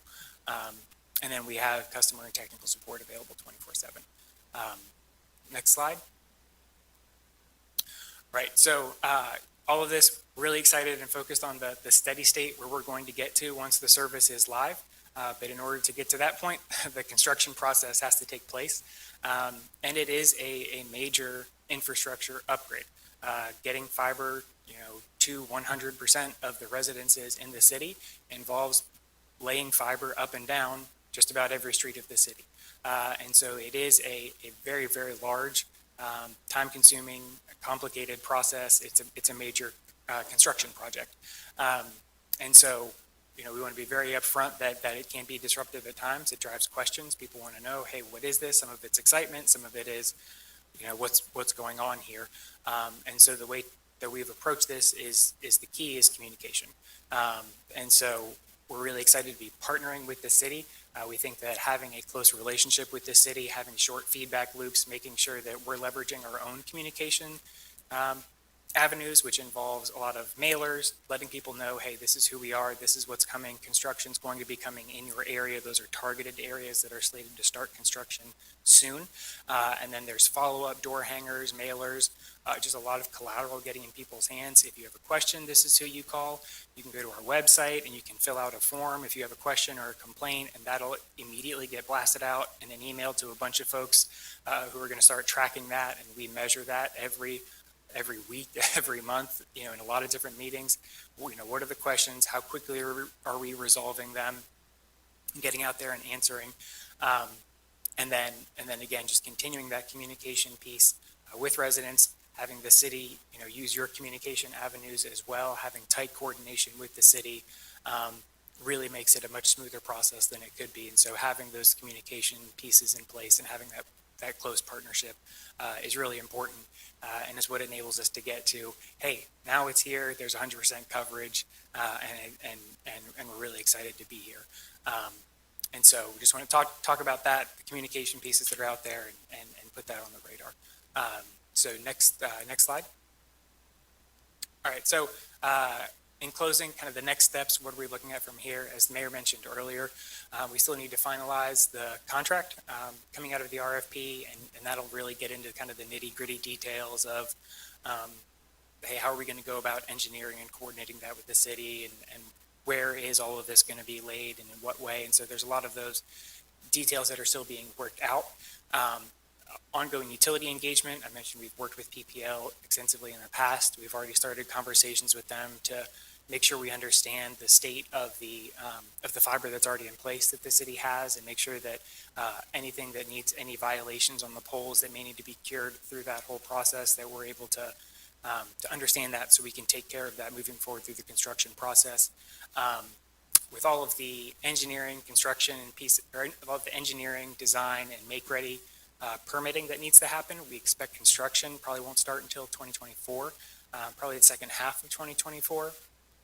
And then that'll continue through 26, maybe into 27. But we don't wait until it's all done before we start it, turn it up, right? So that'll be gradual activations as we go through the city. A neighborhood is built, it's complete, light it up, start selling service there as we roll into the next neighborhood. And so it'll be piece by piece, just keeping that pace going in a way that is manageable and not too disruptive, but also, moves at a good pace. We already talked local jobs will come online as part of that as we get further into this process. And then we'll also be pursuing services with large commercial enterprise customers with apartment complexes, multiple dwelling units where we need separate access agreements with property owners. That's something we'll be negotiating as well. And then school services, E-rate services. E-rate is kind of the federal program for bringing broadband to libraries and public schools and those sorts of things. So I think the next slide is the last one. And so this is just a look at our rate card and what it looks like today. As technology continues to advance really quickly and the environment becomes a lot more competitive, this may look different in a year and a half, but this is where we are today. And then as Mayor mentioned, as part of the partnership with the city, we will have a $30 plan for qualifying residents that, when partnered with the ACP program, is net no cost. And that will be inclusive of equipment as well. So it is actually no cost. And the rest of that, again, is our TV different TV packages, phone service, there's bundling discounts, all of that, which we can go over again at a later time, and we'll keep everyone apprised of. So with that, I'll stop and take any questions. Thank you very much. Are there any questions from council? Knowing that this is all very in the early stages, we appreciate you being here. If I may, President. Councilor Diaz. The first question I have is your company unionized? No, ma'am. And also, I know that fiber optic changes as time goes on. So is the infrastructure compatible for the future AI? So what we would have in place is just the connectivity portion of the actual broadband signals, insofar as end users take that and use that for AI applications. They absolutely can, but that's not something that we would have our hand in. We kind of hand off the pipe to the end user, and that's as far as we go. So if they're going to use that for AI applications, that would be on them to do or not do as they saw fit. Thank you. Yes, ma'am. Council President. Councilor Walsh. In communities where you have come in similar to Lancaster City, what's the average number of jobs created? So through both, again, direct hires and through third party, I think we would anticipate somewhere in the ballpark of 20 to 30 jobs in Lancaster City. Great, thank you. It's always a little bit fluctuating based off a whole lot of different factors, but that's what we're looking at for Lancaster City right now. And I really appreciate your presentation. I know it's late in the evening, but it was very thorough and very informative, so thank you. Yes, ma'am, thank you. Council President, if I may. Councilor Ahmed. Thank you for the presentation, sir. In regards to some of the engineering and construction with the infrastructure, this can bring disruption of business to small businesses or, residential areas. So what type of engagement are you making with those who may be affected by the engineering of the infrastructure? Yes, sir. So that's a really good question, and that kind of gets back to all the communication pieces. The process that we have in place right now is that mailers are sent out 30 to 60 days in advance of construction starting that let people know specifically, hey, there is going to be some degree of construction in your area. Want you to be aware of it. If you want more information, this is the website to go to. These are the numbers to call if you have concerns, whatever that may be. This is who you should be in touch with. Our process is for our contractors to go out and do door hangers as well, several days in advance, reiterating, hey, this is coming. It's closer now than it was. Again, here's all the contact information you may need. Fortunately, in Lancaster City, most of the infrastructure is aerial. So there's all the poles are there, and so we'd be attaching to poles, which is a lot less disruptive than communities where it's primarily underground, and you have to dig holes to put the fiber in, right? So, but in cases where there is that sort of underground construction, we do the restoration. In cases where there may be that restoration might take longer, we have a extended restoration door hanger, because part of the problem is if the crew comes through and they're continuing to work down the block and the restoration hasn't taken hold, the grass seed hasn't grown or something like that, people are left wondering, well, are they coming back? And so then they'll start calling and say, well, hey, they're not going to fix this. It is our plan to come back and fix that, but sometimes, again, just by the nature of the restoration, it's going to take a little bit longer. And so we have people coming back through. So communicating with people just to let them know, hey, this is extended restoration. This might take a little while. By far the best results in that communication are when there is a close partnership with the city staff. And the city staff is able to use their communication means as well to, hey, if you have an issue, this is who you call. Because sometimes people will take the door hanger and throw it away and never look at it. Or the mailer just gets stuck in other stuff and thrown away and people don't see it. So having that close communication cadence between Chantel and the city is really important. Short feedback loops are key to making sure that if anyone has an issue, we just need to be able to resolve it. And so those are kind of what our standard processes are today. But again, fortunately, with the partnership with Lancaster City and the primarily aerial infrastructure, hopefully it will be less disruptive than could be in a buried environment. Thank you. My last question is, with those restorative measures, with it being aerial, do you foresee, a lot of road work having to be restored, or sidewalks or streets being affected by the heavy equipment? So I'm going to speak very carefully because I'm not an engineer. I do not expect there to be nearly as much in terms of road restorations required.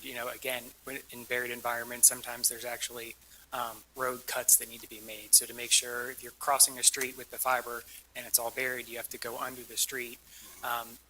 You have to make sure if there's utilities that are under that street, you actually, by law, you have to put a hole in the street, make sure that you see the utility while the fiber goes under so that you know that you haven't damaged anything that's there. And then, so those kinds of, to your point, sidewalk and roadway restorations are more extensive, but hopefully those will be fairly minimized in the city. Thank you. Thank you, Councilor Ahmed. Council Councilor President. Arroyo. Thank you.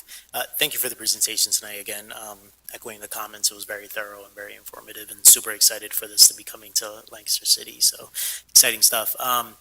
Kind of piggybacking off of what construction could look like. So typically with, if it's a current Comcast cable, it's, drawn through the lines and it goes to the residential unit. Is it similar fashion? Because you mentioned very minimal equipment for the end user. So how does that work? Yeah, so it'll look very similar to what's in place with Comcast today. So wherever, if there's an aerial, so even where there's the pole, sometimes it goes down the pole and is buried to the yard. Sometimes it goes aerially to the house. The only difference with our technology is that when a customer signs up for service, we'll run that drop to the customer's house, and then there's a optical network terminal, an ONT, that gets placed inside their house. And so wherever the resident says, this is where I want it, the tech will come and they'll drill a hole into the house so that the fiber runs through that hole, and then that'll get plugged up and connected into the ONT. So that on that piece, having that ONT looks a little different, but everything else will look very similar to how Comcast would do it.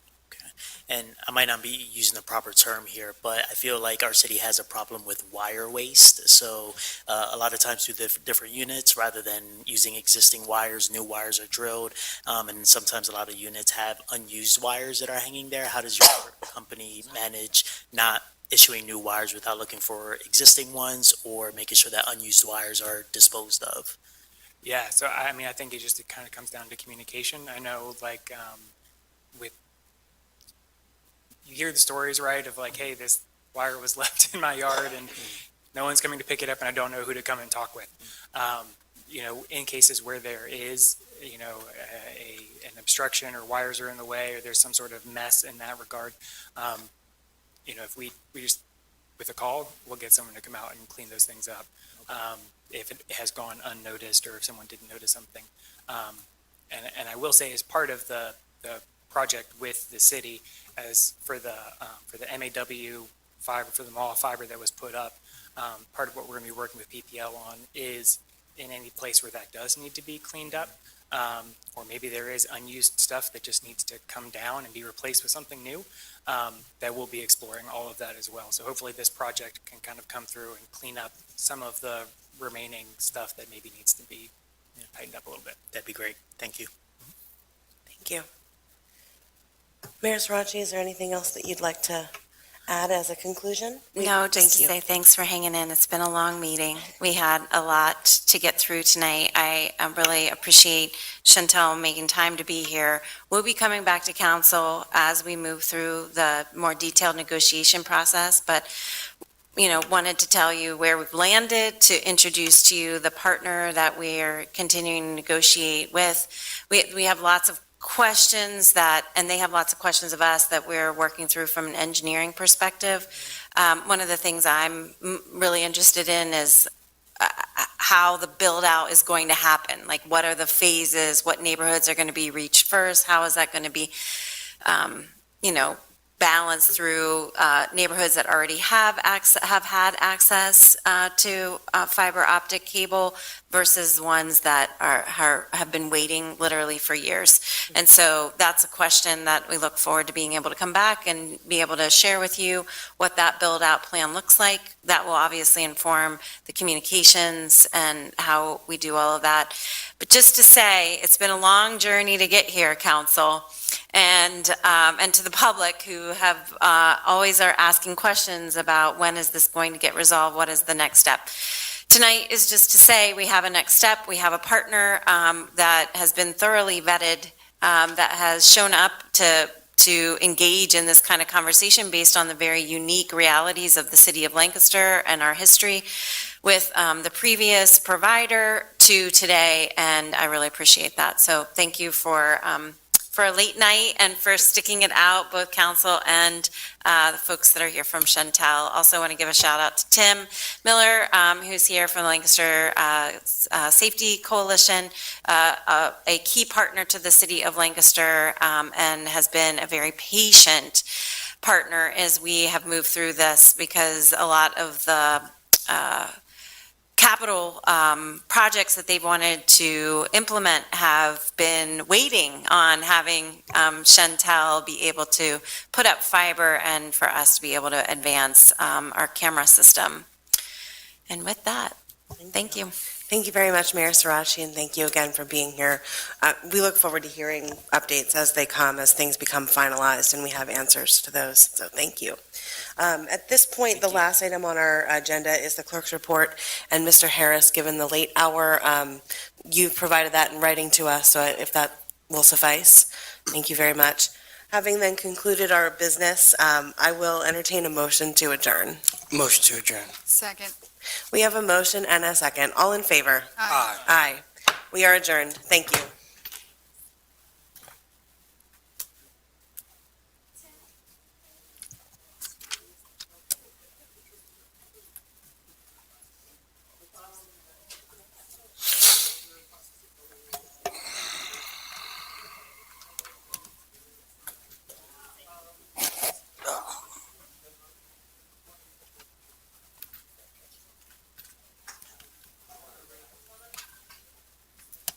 Have a good evening, Counselor.